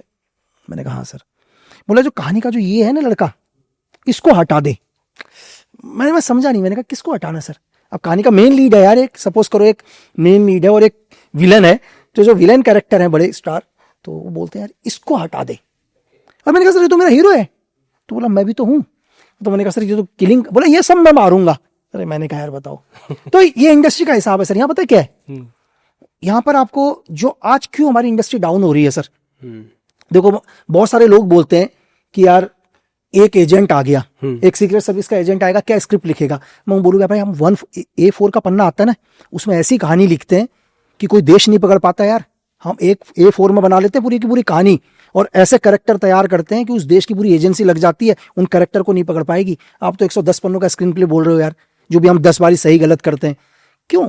आप एसी कमरे में बैठकर, स्टारबक्स पर बैठकर बोलते हो कि बलोच के अंदर ये चल रहा है, ISI ऐसे काम करती है, फिर गूगल को सर्च करते हो, तो क्या कहानियां बनेंगी सर आपकी? क्यों पहले कहानियां हिट होती थी सर? अगर आप पहले चले जाओ, आज आप मुझे एक पिक्चर बता दो जिसको देखने के बाद आप कहोगे यार कि मैं 10 मिनट इस पिक्चर को दोबारा देखता हूं। कोई भी एक पिक्चर बोल दो आप, क्या आप दोबारा देख लोगे सर? पठान, जवान, सारी जो चल रही है वापस से झेल नहीं पाओगे सर जी। राजी देखी आपने? देखिए सर, कैसी लगी? अच्छी लगी। अच्छी है ना सर? आपको प्यार हो जाएगा चीजों से। राइट। आपको मतलब आपको पुरानी पिक्चरें जो बनी थी सर, आप देखो, मैं क्या, आप बाजीगर देख लो सर, अभी रास्ते में लगी होगी, एक बार आप रुक जाओगे सर, आपको नेगेटिव आदमी से प्यार हो जाएगा सर।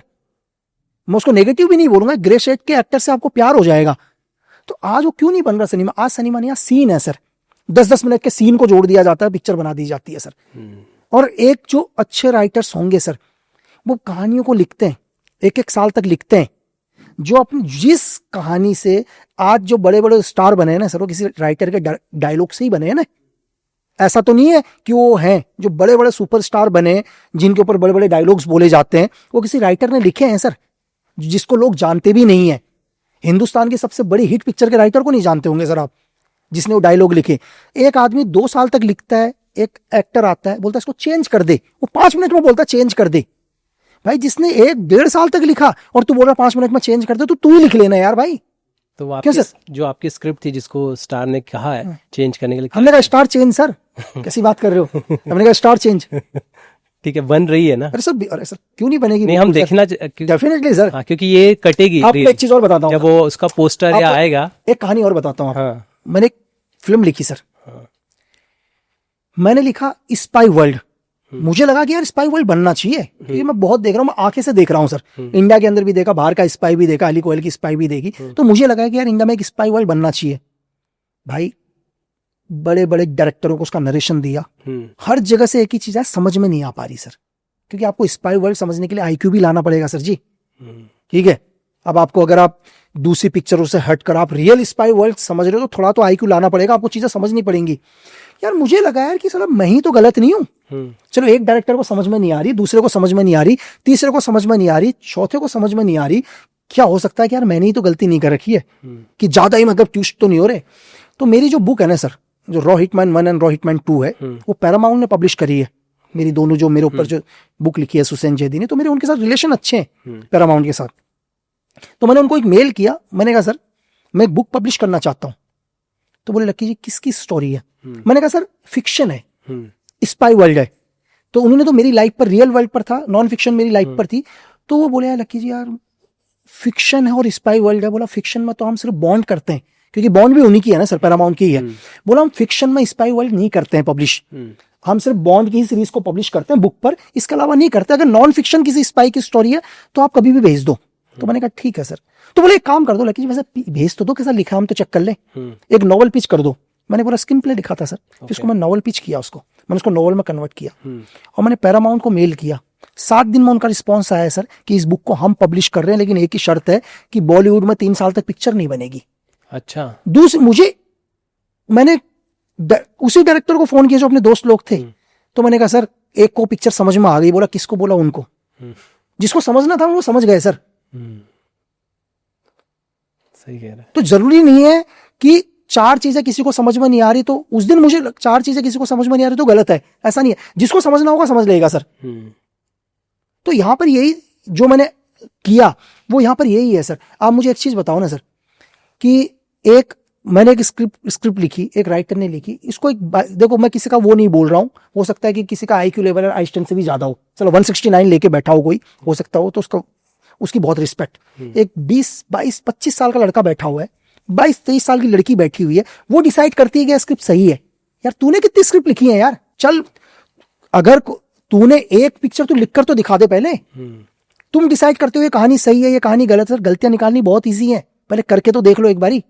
सेम बॉलीवुड का वही हाल सर, एक 22-25 साल का लड़का बैठा हुआ है कोऑर्डिनेटर, वो डिसाइड करता है तू इस कैरेक्टर में सही नहीं है, और तू डिसाइड करेगा यार कैरेक्टर एक्टर सही है नहीं है। चलो तू गांव से हीरो बनने आया था यहाँ, तुझे एक्टिंग में चांस नहीं मिला, तू कोऑर्डिनेटिंग में घुसा और कास्टिंग डायरेक्टर बन गया, तेरा जीवन का आज भी सपना यही है मैं हीरो बनूं, और तू उन एक्टरों को बोलता है कि तू फिट नहीं है, जो एक्टर बेचारे दिन रात थिएटर कर रहे हैं। तो ये हाल हो रहा है सर। एक चीज़ मैं समझ रहा हूँ, आप गलवान घाटी पे भी फिल्म बनी है, आप पोस्टर आया है सलमान खान का, देखा आपने? हाँ देखा सर, मैंने देखा। अच्छा, क्या लग रहा है, कैसे जस्टिफाई लग रहा है आपको? सर देखो कि कल ही हम बैठे हुए थे, कल नेटफ्लिक्स में बैठा था मैं, कल वहीं मेरा डिस्कशन था नेटफ्लिक्स में, एक टीजर आया अभी 2-3 दिन पहले ही, धुरंधर। हाँ, वो भी मैं आपसे एक चीज पूछ रहा हूँ सर, अच्छी बात है, बहुत अच्छा है, मुझे कोई वो नहीं है कि पिक्चर अच्छी है, चीज है, बहुत टाइम के बाद एक स्पाई मूवी में देख रहा हूँ, उसमें एक चीज लिखा तो मैं उसको दोबारा देखा सर, उसमें लिखा इंस्पायर बाय ट्रू इवेंट या रियल इवेंट बेस्ड कुछ लिखा हुआ है उसके टीजर में, एक्यूरेट आप देखोगे सर। आप कहते हो कि ये रियल इवेंट पर बेस्ड है, अरे यार एक कौन सा ऐसा स्पाई है जिसने पाकिस्तान की धरती में आदमी को रोड पर घसीट के लेके जा रहा है? आप एक स्पाई वर्ल्ड बना रहे हो, लेकिन मैं भी सोचा यार कि साला मेरे सीनियर से लेकर जब से मतलब मैं पुराना 1971 से सारे स्पाई को अपने दिमाग में घुमा लिया, मैंने कहा कौन सा स्पाई था यार जिसने पाकिस्तान में जिप्सी के पीछे आदमी को लेकर दौड़ा रहा है करके। या तो तुम इसको रियल मत डालो ना यार, तुम तो रियल से विश्वास उठा दे रहे हो फिर लोगों का। मेरी बात समझ रहे सर? मेरा कहने का मतलब ये है। हाँ, फिर मैं उसको कैसे देखूं सर? उस पिक्चर को मैं देखूंगा कैसे? राइट, या तो मैं उसको सिर्फ सिनेमा के लिए देखूं या रियल की चीज के लिए देखूं सर? तो दोनों में फर्क है ना सर। तो लोगों के अंदर क्या हो गया सर, लोगों को लगता है कि मैं रियल भी दिखाऊंगा तो लोगों को पसंद नहीं आएगी, ऐसा नहीं है सर। हमारी इंडस्ट्री क्या है, थोड़ी तो भेड़चाल भी चल रही है सर। एक पिक्चर हिट हो गई जिसमें मार काट है तो सब में ही मार काट चलो, जब तक सुपर डुपर फ्लॉप ना हो जाए। थैंक यू सो मच आने के लिए और आपके फ्यूचर प्रोसेस के लिए बहुत thank you sir, thank you so much, all the best. Thank you sir. Thank you.